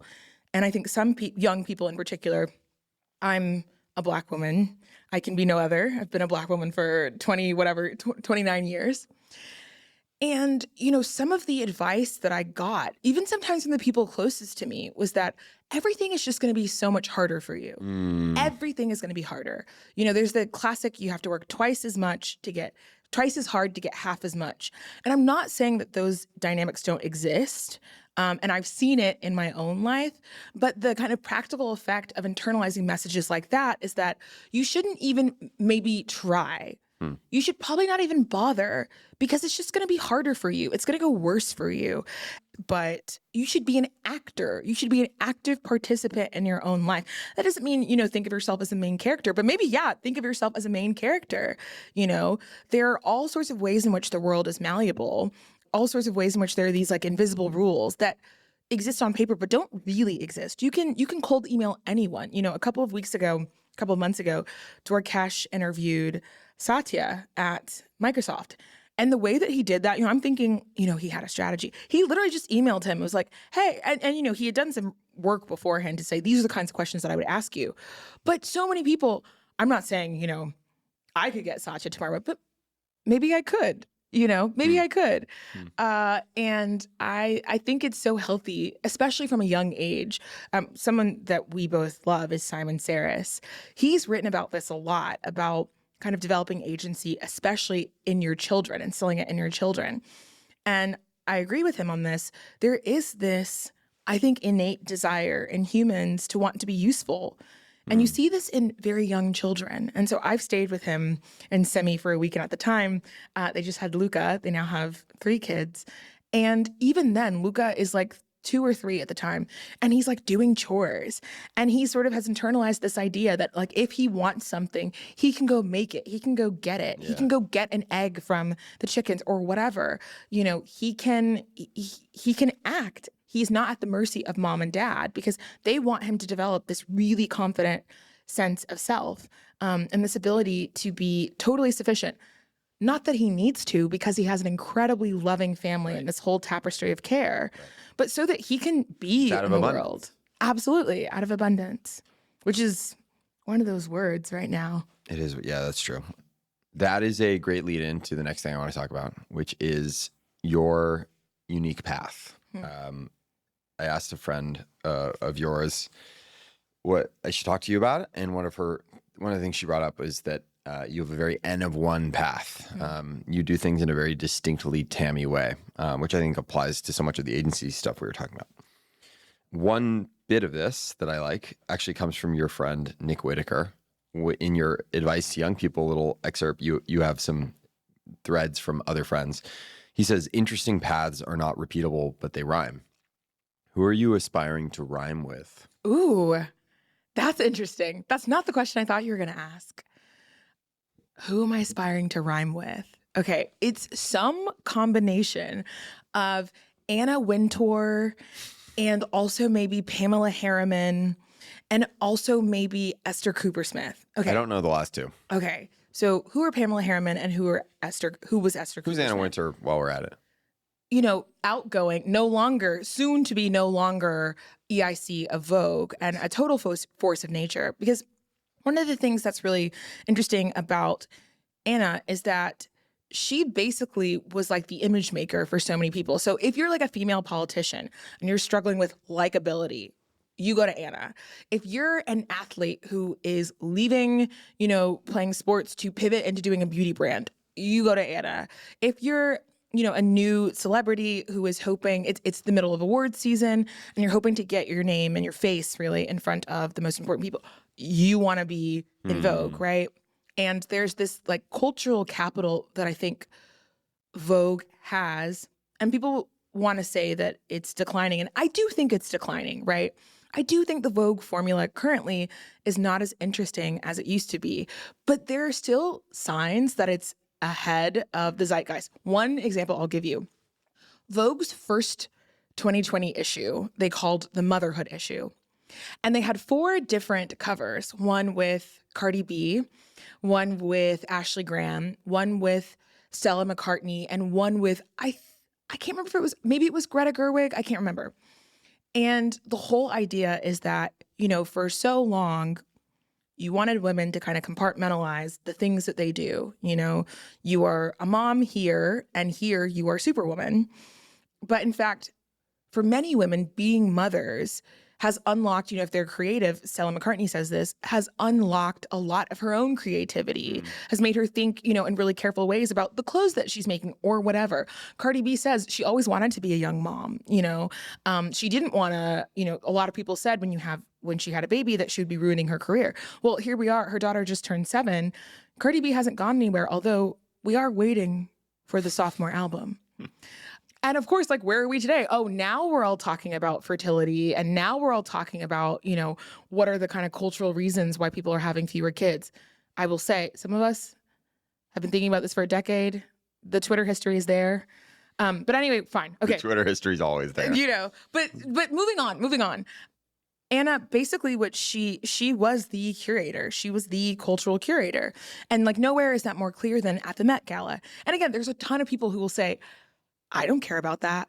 I've never heard about that. And, to that I say, there's a lot of people who don't watch the Super Bowl. And those of us with taste, we like both. But the other two are actually. That taste wasn't real. But the other thing that is, Esther Cooper Smith is really interesting. And she is an archetype of woman that I think, I hate this term and I need to just like level up my vocabulary. I think that she's underrated because she was a socialite. She was a socialite in DC. She was a huge donor, mostly to Democratic causes. But the real value of her was as a hostess.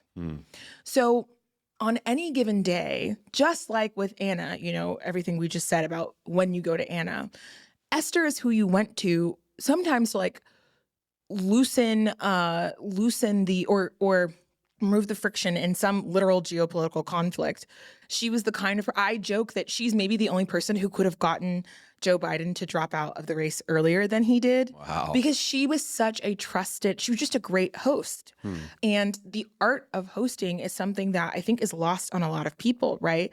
It's one part curation, right? But it's one part knowing how to invite people to a space and invite people to open up in ways that they wouldn't necessarily, maybe even one-on-one, right?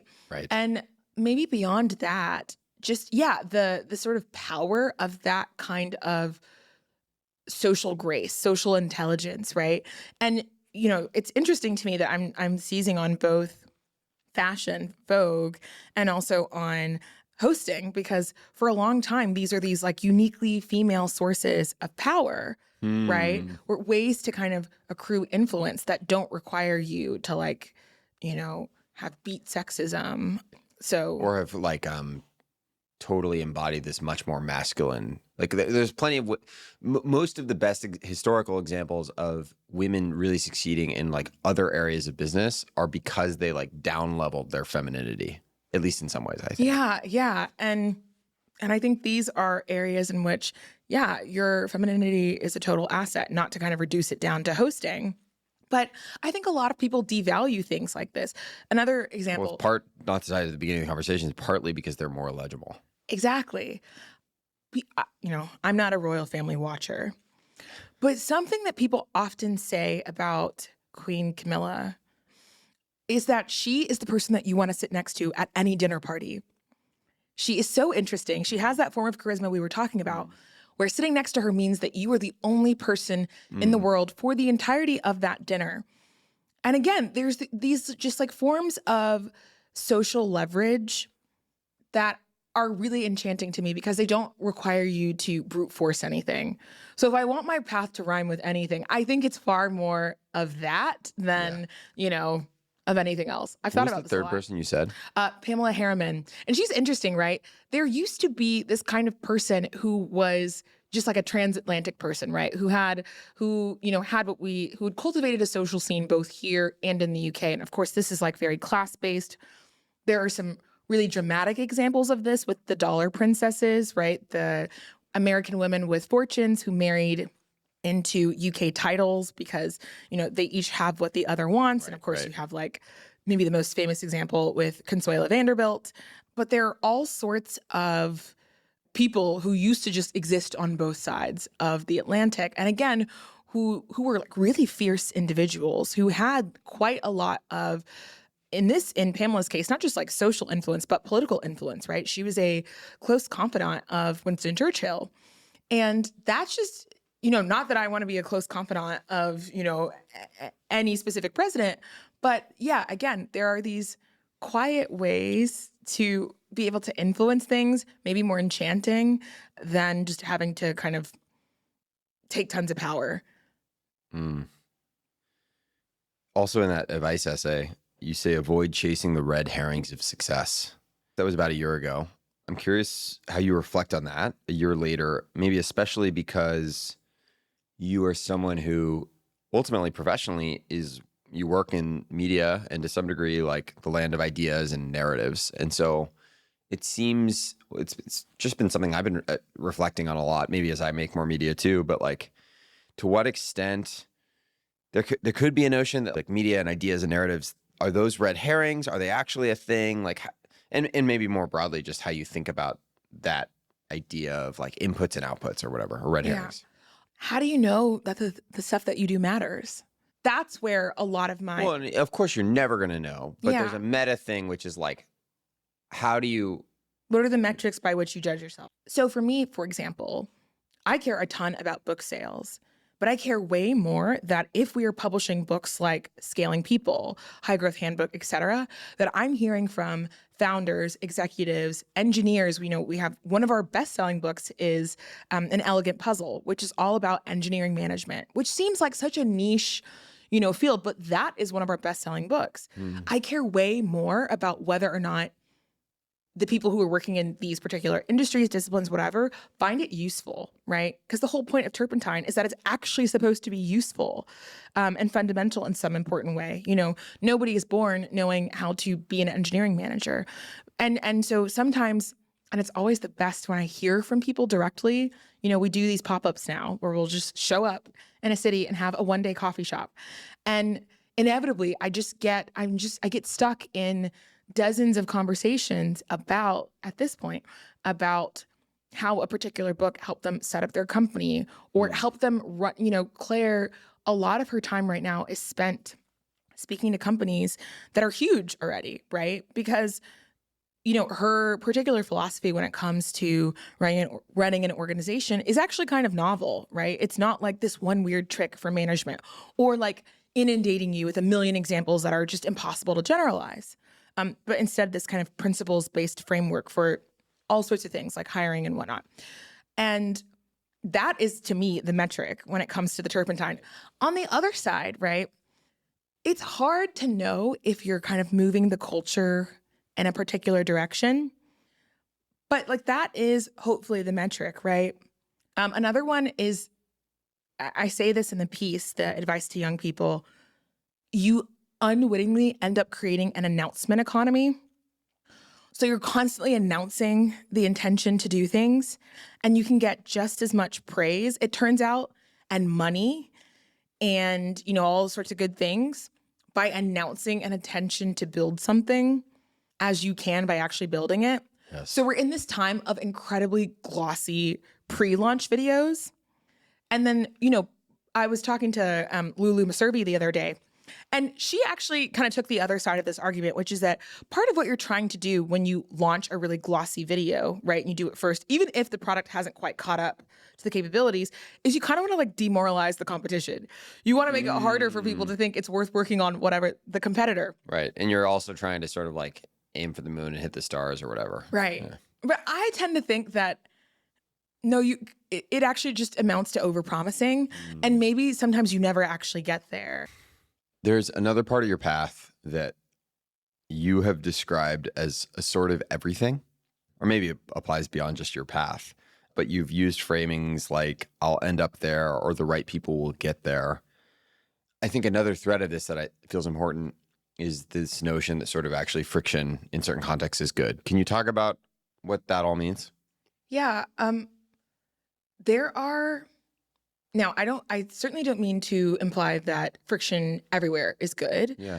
There is plenty of friction that keeps out, part of the reason Stripe Press exists is because it's way too difficult even if you're in San Francisco to get a meeting with the likes of Alad, Claire, Will Larson, and so on. It's that much more difficult if you're anywhere else in the world, right? So like I have an appreciation for friction, but in some places, right, having some friction actually ends up meaning that whoever ends up in that thing is high signal. Like there's a lot that we can take from the fact that, okay, let's just take YC, right? There's a lot that we can take from the fact that Paystack and Stripe ended up in YC, coming from very different places, right? You actually do want some friction. Or to take a different example, a friend of mine, Marin, she founded a technology fellowship called Interact. And it's a fellowship for young people and not just aspiring technologists, because increasingly we have a lot of people who are interested in, who take a much more academic lens to technology. So increasingly it's a really interesting multidisciplinary community. But either way, It's a fellowship for people who are 18 to 24. And one of the most important features about Interact is that Marin does not advertise it anywhere. And it's a very, I've never been a part of it, but I've met a lot of people in it. And there's something about you guys that isn't Sure. super legible, and also probably wouldn't be the case if it were like as well known as YC. That's right. And it's so interesting because if I hear that the person who's in front of me is an interactor, it just tells me off the bat a bunch of things about them, right? And so in Interact, what's I think particularly interesting is that it's an extremely global community. And it's also about 50-50 men to women, but there is no concerted effort to make it either of those things, right? Like at some point we let in the first international student or young person or whatever. And then, it kind of just goes from there. And it's not like when I was 18 to 24, it's not like I would have recommended every single friend of mine do Interact. But again, there is some sort of useful friction. And so, I'm not sure that you would get a better crop of interactors if instead of being really primarily word of mouth based, you were to plaster signs about Interact in every blue bottle. Do like in San performance Francisco. marketing to make sure you're like the most targeted, whatever. Yeah. Exactly. And for some period of time, I think Stripe Press was like that as well. There have been requests for us to do media about it, to talk, why are you doing this? This is a question everyone always asks. Why does a technology company have a press? But maybe you don't need to explain it. And also, at least with my path to Stripe Press, right? There was no particular reason I should have stumbled into it, being, again, somebody who's focused on charter cities in DC. But it just so happened that a year before discovering Stubborn Attachments, I'd worked at Mercatus with Tyler Callan. And so it is interesting to me that oftentimes communities end up forming in the right way, and you don't need to necessarily like go super They're emergent, or the dots connect or reverse. Yeah, the dots connect, right? I guess the only last thing I'll say about that is that, you can kind of brute force your way into assortativeness, right? One way to do this is by turning yourself into a door-to-door salesman. And that's what we mean when we say you can actually send 1,000 cold emails. Yes. But I think a far more interesting place to find yourself can be found if you decide you want to instead be a billboard. You kind of want to put out, whether it's by tweeting or by your blog, right? Writing online is still incredibly underrated. You just put out these signals to the world. Signal. Yeah. Yeah, like these are the things I'm interested in.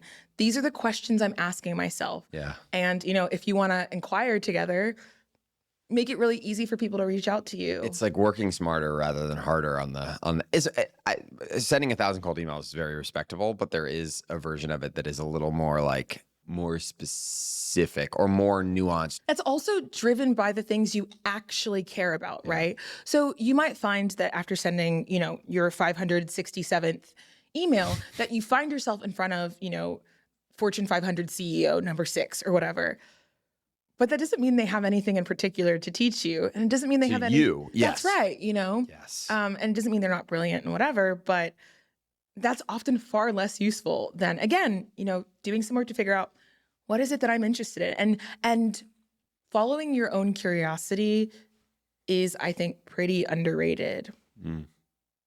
We've talked about dignity and self-respect and doing a great job, and regardless of how crummy the job you're in or whatever it might be. I think another way to frame all of that would just be standards. There's an amazing quote, I think from an interview that you gave, where you're talking about the time you got to spend with Charlie Munger. You say, or this idea that how you do business and the standards that you hold yourself to are so much more important than what's easily measured, which is what I got from sitting around and talking to Charlie Munger. He wasn't super happy to sit around and talk about money, but he did have very strong opinions about how to conduct yourself in business. What standards do you hold for yourself professionally? I think that ultimately what you want to create is what Charlie described so perfectly that we've already talked about, this seamless web of deserved trust. You want to act in ways that set yourself up to work around people that you really like and learn a lot from, to have them trust you and rely on you for sort of increasing amounts of work. And so how do you kind of set yourself up for that? Well, one of the big things is, I think there's probably a couple. Number one would be never compromising the quality of the book.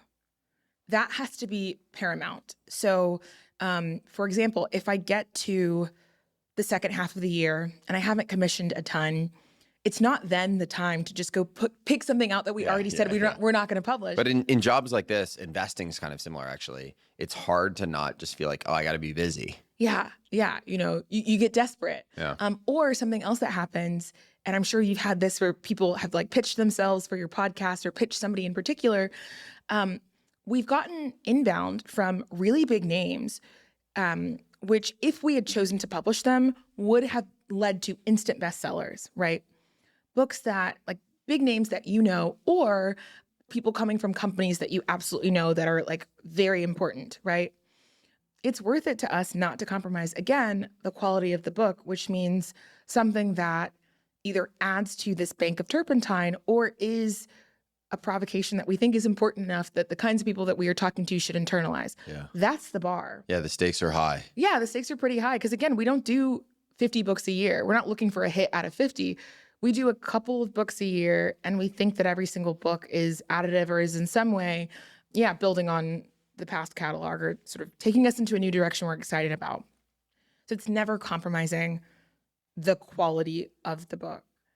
I think number two is being delightful to work with. Yeah. Being easy to work with. You know, I think there was probably a time where I was like a bit of an enfant terrible. That's definitely not the way that you pronounce that, but whatever. I've only ever read that term. Many such cases. You know, like there is, I once was given feedback, or maybe not even once, maybe multiple times, given feedback about like, hey, Tammy, you get like really emotionally invested in things. And so, for example, everybody on my team used to know if I was having a good day or a bad day. And it would get to the point, and I got this feedback from two different managers, and I really struggled to hear it because it felt like way too much pressure on me. But the feedback was, a lot of this team feels how you feel. You sort of have a disproportionate impact on the mood. So if you're excited about something, we're all excited with you. But if you're doubting something, if you're down on it, if you're bearish, if you're just in a bad mood that day, that affects how other people feel. That's like a point of maturity that you have to get to if you want to lead a team or even be a meaningful contributor to a team, right? So what I've tried to do is make myself a really predictable person to interact with, right? So I might be having a good day, I might be having a bad day, but you shouldn't be able to tell. Being delightful to work with. And then maybe finally, there is this piece of not just in selecting the books, but in general, in not cutting corners.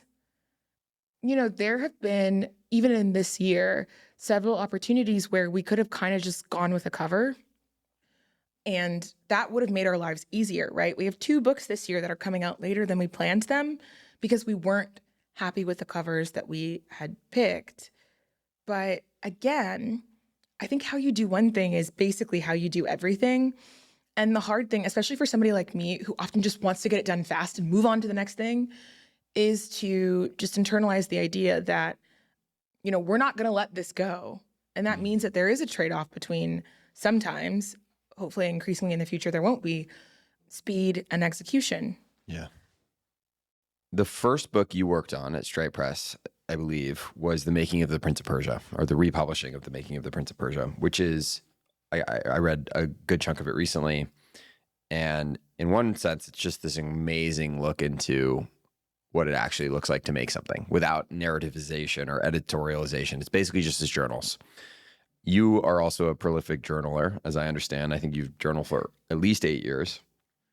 Aside from being hopefully the content or the fodder for the Tammy Winter book someday, what keeps you journaling? One of the things I tend to do that at some point I realized was not super productive is just purely verbal processing. Yeah. For me, there is nothing better than having the same conversation. Yeah, just riffing About the same thing 8 different times. Mm. I really will call Alicia, then Sab, then you, then Ava, and just have the same conversation again and again. I get joy from that. Yeah, and you find new things too. But You do find new things. But of course, like, it ends up being on some level unproductive. But again, that's maybe some of that like social substrate that really matters. yeah. But on the other hand, it's nice to have a contemporary record of just, it's like a temperature check, just how things are going. Mm. And for me, it does a couple of things. One, it is a way to actually process things and make progress on whatever it is that doesn't rely on me having to have somebody else there, right? We haven't talked about this at all in this conversation, but you and I are both Enneagram 7s. We And are. I know there are a lot of people who think it's like one step up from astrology. But to the extent that you think it's real, one of the characteristics of a 7. They're inputs to realness at the very Yeah, least. they're inputs to realness. One of the characteristics of a 7 is that the hardest thing for them to do is to sit in silence and to self-reflect. Yes. There are things about themselves or their own experience or whatever that they are kind of scared of. And I think there is absolutely a balance to be drawn between completely lacking self-reflection and therefore self-awareness and navel gazing. But I found it useful to actually process things by writing about them. Yeah. And what's really interesting is that I'll go back and look at things after the fact. And what I found really it's a way for me when there are really negative memories, something bad happened, it's a way actually to get through it more quickly because you're able to kind of name it, identify it. Yeah. And what you will find often, I don't go back to my journals often, but sometimes I get surprised and really saddened by these periods that were extremely difficult where you really can't see past yourself, as you're right. It's like day after day of I'm just in this incredibly low mood or state, and it's really hard to read. But, human memory is an incredible thing because eventually you forget that stuff. Yeah. It's such a blessing. Thank God we forget. And, Yeah. we could go on a whole tangent about why ChatGPT's memory function is so frustrating to me, but we'll save it. Next time. But on the other hand, it's also really lovely to have a record for me of these wonderful people who float in and sometimes out of your life, Yeah. right? And so for everyone, there's always a really fun thing where the first time somebody appears in my journal, I find that really interesting. I find it interesting when people, make multiple journals now. Like you are definitely in my journal somewhere, right? And so it's like a record of people that I love, which I also think is great, Like there are multiple days of just talking about, we were just in Montecito, right? And, there's a week's worth of reflections about why that week was both such a catalyst and also a retreat and a sanctuary. Yes. And by the way, we are unreliable narrators. Both, of course, you're an unreliable narrator when you're journaling, but that's a different cut on it than the memory of the memory you have. Totally. I found it's a really great way to stay in touch with my past self and maybe even my future self, and acknowledging that we're all just subjectively experiencing this version of it. Yeah, it's just so funny, what goes into what we choose to remember and what we choose not to remember. I don't know. Maybe to your point about, keeping yourself in touch with your past self and your future self, maybe it makes me more attuned to the present moment because I'm totally prone to daydreaming and to thinking very far into the future or, just ruminating on something in the past. And so just in the same way that a gratitude journal, I think, makes you much more likely to look for things to be thankful for throughout your day. This journal is also maybe just keeping me more attuned to the present moment. We've talked a lot about the content of writing and the books that you publish and so on. What, maybe from a more stylistic standpoint or whatever else, what actually makes for good writing? There are a lot, I guess, of ways that I could answer this, but maybe I should focus on the domain that I know best. Although increasingly, I'm wondering if we should start reprinting classics that are in the public domain. Yeah. But we'll stick with nonfiction. The best writing is first and foremost clear, right? If you're going to effectively communicate something to me, I have to know what you're saying. And I think the way that this often goes wrong is that people will read just enough to be able to grok a particular writer's style and try to copy that. And that means that the writing just becomes often just like way less interesting, or you're using more complicated terms than you need to explain something very simple. The prose is like overloaded with all of this stuff because you think that makes good writing. But the best writing is fundamentally clear, especially if it's nonfiction. Yeah, it's in service of something. Yeah. And as a result, like too much of the writing can get in the way of actually explaining or teaching or whatever. Or storytelling. Yeah. I think maybe second, a lot of the best writers have somebody in particular in mind. So they're not necessarily writing to the void. And sometimes that person is themselves. Yeah. Right? Like Brian Potter, I think, is a really great example of somebody who is pretty much when he's writing to answer a question that he has. And you get to come along for the ride because he's the kind of person who will spend, days or whatever reading 500 sources just to answer the question. And so he doesn't like sit down every Monday at a blank sheet of paper and say, all right, what are we going to write about this week? He has just these natural questions about the world. I think, by the way, this is one of the things that he, Nadia, and Stuart have in common. There's just this sort of natural curiosity. And you can tell it spills out of the writing. You can tell, this person has deeply considered something. Yeah. Maybe that's just something that makes it more enjoyable for me. That's part of great writing. But at the same time, it doesn't over-explain, right? There's a principle that Stripe has, which is just speak up to the reader, right? You can trust that the person that you were writing for does not need you to spell out the implications of every single argument.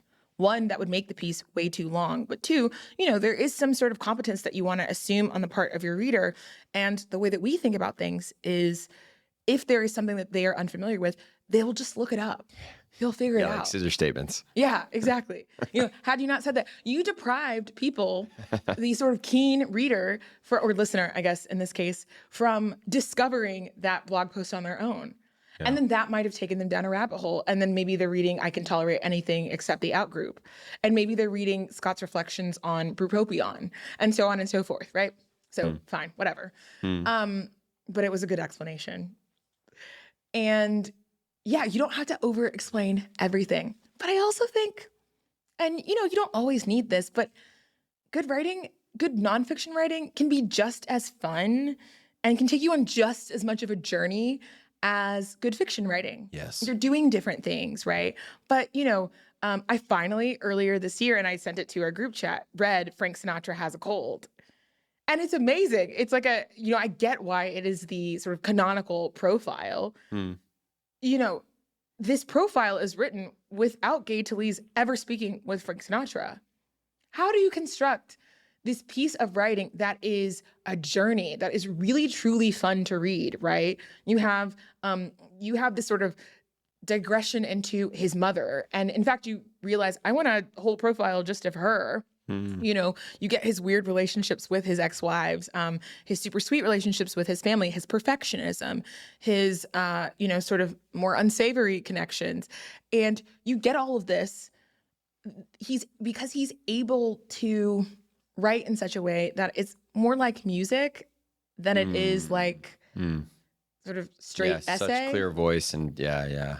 And then, ideally you'd end up in this point where I'm reading it. I always know when I'm reading this person's writing. Right. Now, again, not having that doesn't mean your writing is bad, but I do love seeing a signature. You are known, I haven't read much of it myself, but you are known, as I understand, to write very deep essays on various topics and send it to a small group of people or one person. How do you think about, and obviously this applies to journaling too, and you talked about this with some of the authors you mentioned, but yeah, how do you think about audience in terms of your writing and the public privateness of it? Yeah, I think it is just like layers of irony that I have my particular job and like I refuse to write publicly. And I don't even really tweet that much anymore. I think there's like a scale that you hit at some point. Well, okay, there are a couple of reasons for this. One, Twitter in particular used to be a place where you could, A/B test thoughts. It wasn't the sort of norm of Twitter that everything that you tweeted was this kind of complete thought. I guess part of what I'm trying to do when I write is to just figure out what I think about something. I guess maybe same as anybody else, but I don't really write unless I'm moved to anyway. And I used to do a lot of this kind of thinking on Twitter when Twitter did used to be this place where, you can A/B test thoughts. You're just testing out a belief that you have. Somebody will certainly come along to correct you. But it was a little unfinished, and that was allowed. Yeah, and it's okay. And you can, in fact, go on this like shared inquiry together. It's kind of interesting and beautiful. But that's just not really, Twitter is totally professionalized. So it's like our LinkedIn or something. Yeah. Every tweet is a chance to, every tweet is a chance to get hired by somebody or whatever. Yep. And there's just like all these implications to what you tweet. And I just don't think I enjoy that. So I like the intimacy of a personal correspondence. I like knowing that I can still have that dynamic that was so great on Twitter with people I care about, people I want to hear from. So you're not dealing with people who are, there's some, if you get an audience large enough, there's some core part of your audience, or if your tweet escapes containment, that is determined to misunderstand you. There's the classic, you tweeted about pancakes, so you hate waffles. It's like, that's a whole new sentence. Yes. And I just don't have enough self-control to simply ignore those people anymore. I will, if I'm not careful, end up 2-3 replies deep to, egg lover 6243889. That's not a way to spend your day. I am, however, a prolific Redditor. Oh, wow. I would not have guessed that. Okay. But, besides that, yeah, I love the intimacy of a personal correspondence. During COVID, Ryan Orbach and I had this long running thread where we just emailed each other every day, just something that was on our minds. And they were very different in terms of what we were thinking about day to day. There was one day when I wrote about what it's like when people put you on a pedestal and like how sort of dehumanizing that can be, or what happens when you do that to other people. There's one day where I just wrote about management. One day where we wrote about interior design and what happens when you have a place that is signaling to whoever, like the interior design of condemned places, right? So places that say to you, at least in America, that we just really dislike you, you have done something wrong to end up here. And so in a lot of places that might be mental institutions, sometimes public housing, right? We, I think, often take this very punitive view of public housing. Like it shouldn't be that nice, it shouldn't be beautiful. A lot of times this is the approach people will take to schools and, prisons and whatever. Okay, so we're just day to day, we're thinking about something, we're just kind of exploring it together. And that was really fun. And then every so often I'll put together these curriculums for myself. I have my woman curriculum and I'm just reading all sorts of things. I'd never read Nora Ephron. I did the woman curriculum. I just really value this group of people, which again, a lot of what we all have in common is that we're really curious, really responsive, and we love the written word. And so, you can just inquire. Tyler says this in a piece recently, inquiring together. Yeah. And I just want to inquire together where it feels most fruitful. And right now it doesn't feel like Twitter is that, but maybe I have this Substack that's just sitting there and I haven't done anything with it. But, maybe I'll do something. I mean, here I am on this podcast. Here you are. So. It's a good reminder, though, that writing is, in anything creative, but maybe especially writing, it doesn't have to be one to theoretically everyone. Yeah. Do you have any advice for reading? Do it. Wow. Tammy Winter of Stripe Press on reading. Do it. Do it. Okay. Just read widely, read a lot, read all the time. But actually, the best advice that I could give on reading has been given by somebody else. And it's a guy called Henry Oliver. He's based in the UK, and he has a Substack called The Common Reader. And what I love about him is he is such a passionate advocate for reading, but specifically for reading the classics. There's a reason why certain books have just endured over time. And so he's a huge advocate of reading the classics, of letting yourself be challenged. And today, there is way more infrastructure than there has ever been in human history to do that, right? So to not get caught up in the, if you're reading Madame Bovary, right? Like there's just the difficulty of reading something that was in a different language and is now in English, or just the difficulty of reading prose that you're not used to if you're reading, let's say, Bleak House or Middlemarch. But maybe like a fun thing that I can offer here is that I think just like people can get writer's block, you can get reader's block. And I was going through that. I have to read as like a sort of function of my job. But there was just like a point where I just stopped reading for pleasure. And the thing I did there was pick up the least nutrient dense, most ridiculous novel that I could. I mean, it's just like, it's one of those novels where you know where it's going. Like Which 30 novel? pages in, but you have to keep reading. It was called In 5 Years Okay. by Rebecca Searle. And, you know, if you were to Google it, you see that, in fact, it is like very well received by lots of people. Like a lot of people love that novel, Yeah. and there's something wrong with it. But, you know, I'm not deluding myself. This is not, you know, hard literature. Right. But it was like the thing that I needed to sort of break the ice back Yeah. and start reading again. And, you know, you can just start by reading a little bit at a time. A lot of people's challenge is that all of our attention spans are just totally shot. And so, you know, the way that you pick up that habit again is the same way that you eat an elephant, like one bite at a time. Why do you love biographies? You love I love biography. I love a biography. I think it's related to what we were saying earlier. Interesting life paths they often don't repeat, but they rhyme. And if you're really, really interested in people, one place that you can go and just immerse yourself in stories about people is biographies. Now, there are all sorts of features of biographies that make the medium limited and also make the medium interesting. I am particularly interested in people's early lives. I find, the thing that's interesting about the fact that a lot of interesting life stories rhyme is that you can draw a lot of, even like, let's say, courage from people's life stories, right? You can read about people. Often the biographies that I'm most interested in are not like the ones from 20 years ago, but in fact from like 100 years ago.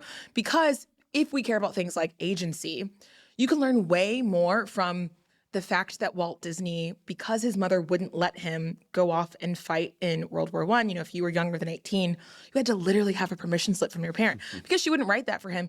He forged her signature. Or Booker T. Washington, right? His autobiography is called Up from Slavery. And he walks across state lines for the mere possibility of an education, right? Like he walks for days, and somewhere in the middle of the walk, his mom actually dies. So his brother, he's like squatting in some cabin in the woods or something. His brother has to come and tell him that their mother has died. And he just keeps going. And he finally gets to the school. And when he gets there, there's, again, no guarantee that he's going to be allowed to be educated. But what ends up happening is that he ends up being like something akin to the janitor, right? So when he's not taking lessons and he's not studying, he's also kind of cleaning the school. But sort of this education is totally formative for him. Or to take a totally different example, you know, Anna Wintour was a Nepo baby, you know?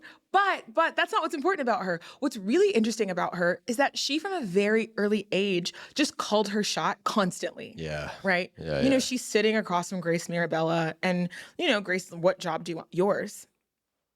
So you can borrow a lot from, you know, interesting people's life paths. And I certainly have. And, you know, those are the kind of lives that I'd like to rhyme with.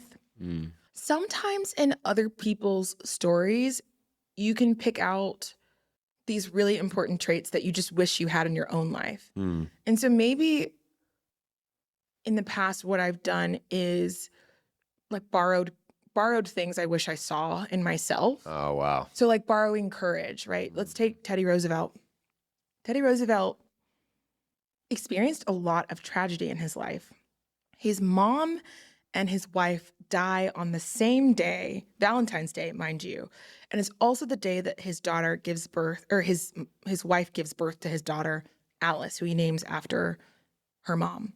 And he writes in his journal that day, "The light has gone out of my life." And you see that he has basically like stops living for a while. He kind of just like leaves his child with his sister Bamie, and he just goes, he just leaves. He has to go. But I first found that documentary when I was reeling from 2 deaths. My grandmother and my grandfather died about a year apart. And I'd never before that had anybody really close to me die. And I felt there was just so much grief that I had experienced about that because I'd never had to do that before. And so maybe something you're doing sometimes, like if we're honest with ourselves, is sort of borrowing the qualities that we wish we had in ourselves And like good fiction can often do this too. Totally. You know, this is, I think, part of the reasons why good children's literature is so good and so important, right? It's able to teach, it takes young children seriously. And it sort of tries to give them the tools that they will need to confront the things that are inevitable in life, right? They will face grief, they will fail. And people like, let's just take an example, C.S. Lewis or Brian, I don't know if it was Jacques or Jacques. He was American, so probably Jacques, like, you know, just whatever the grossest understanding of that pronunciation is. He wrote the Redwall books that I used to love. I was obsessed with those books. They have a fundamental respect for their reader. And so, yeah, I think a lot of people who read a ton also think this way, right? Borrowing these qualities from the people they're reading about. But also, it's just fun to read about people's lives. Like, you know, what was going on? You know, because you get the highlights, but it's nice to dig into I love the minutia. Yeah. Now, there are some real limitations to biographies, right? Which are that, you know, sometimes they're only as good as whoever is capturing it, right? And there's a lot that you just leave out because you have to make it a clean story, right? Often in a biography, you want there to be sort of a through line of the story, right? You almost begin with the conclusion in mind. And, you know, that's not the worst thing in the world, but it does color how you have to read biographies. But a cool thing about biographies is that sometimes the best ones suggest who should have a biography that doesn't, right? Cool. So you read Walt's biography and you realize, where's the biography of Roy? Or you read Frank Sinatra Has a Cold and you realize, I need a biography of his mom. What an interesting woman, you know, kind of force of nature. Yeah. And that's kind of fun. I love that. My final question. It's higher on the difficulty, so I'm sorry. But oh, no. 3 prospective future biographies I want you to give me a title for. Okay. The first is Patrick Hollison. The second is your father. Okay. And the third is you. This is insane. Okay, if we start with Patrick, hopefully he never listens to this. Yeah. That should probably be the easiest. No, At least you have the most distance. Well, he's I think what's interesting is that like a lot of people will just like assume what he would be interested in. And in fact, like he has a lot of wide-ranging interests that aren't what you'd expect. For example, he is obsessed with great architecture. Oh, I think I have an idea. So his prospective biographies would either be 2 things. One would be a really obscure term that comes from like biology or something that then has an extremely long subtitle that gets unpacked. But it's also a metaphor. Exactly, that gets unpacked in the foreword. Okay. Or just like a very elegant, simple term. I think maybe it's the latter because one of the people that he really loves and admires is Christopher Alexander. And he takes a lot of inspiration from, and there's a lot of relationship between things like a pattern language and building great software. And so I think maybe he would take something from architecture or something from a totally unrelated field that is like an elegant and beautiful term. So something like a pattern language, something like that. That's not exactly it, but something like that. Or we again, also have to make sure Christopher Alexander gets mentioned on every interview I do. So I'm glad we snuck that one in. It's like literally illegal if it doesn't happen. For my dad, one of the great things about having a great dad is that while you have the period that is just kind of a canon event, right? This period where nobody knows more in the world than you do. I've never known more than I did when I was 18. Of course. Yes. Is that, peaks. you know, if you were so fortunate to kind of keep having your dad around, you eventually get to this place where you're like, you could just call him every day and be like, you know what? Remember when you told me you were right about that, Dad? The biography is not, you were right about that, Dad.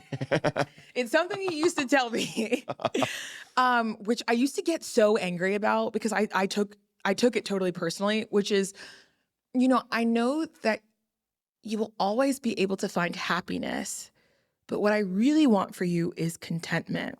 And so maybe the title is Contentment or something along those lines. And that means something very specific, right? You know, I travel a lot. I love being professionally curious and trying a lot of things and whatever. But a really happy life and a really meaningful one anyway is one where like every little thing that you do is imbued with meaning. And so you don't need to constantly be chasing these novel experiences. And that was something his mom told him. And so I think that's probably my dad's. Beautiful. Mine, on the other hand, it's like some tortured metaphor. No, I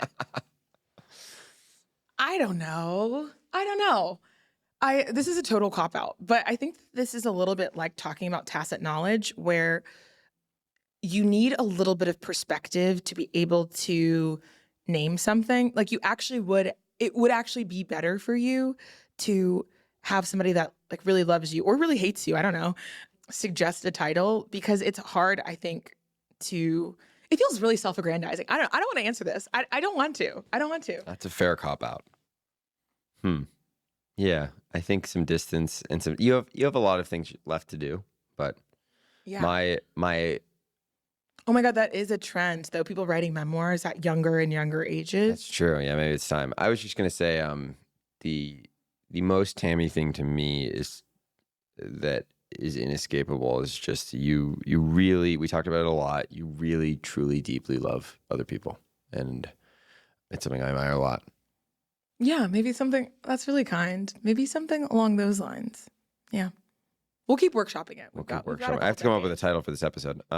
Tammy, thank you very much. Really genuinely mean it. This was wise and fun and funny and full of life. Someday we'll tell the story of everything we had to do to get this episode. It out. was all worth it. All That's worth all I it. can say. Genuinely, despite some technical difficulties. Thank you. Thanks, Jackson.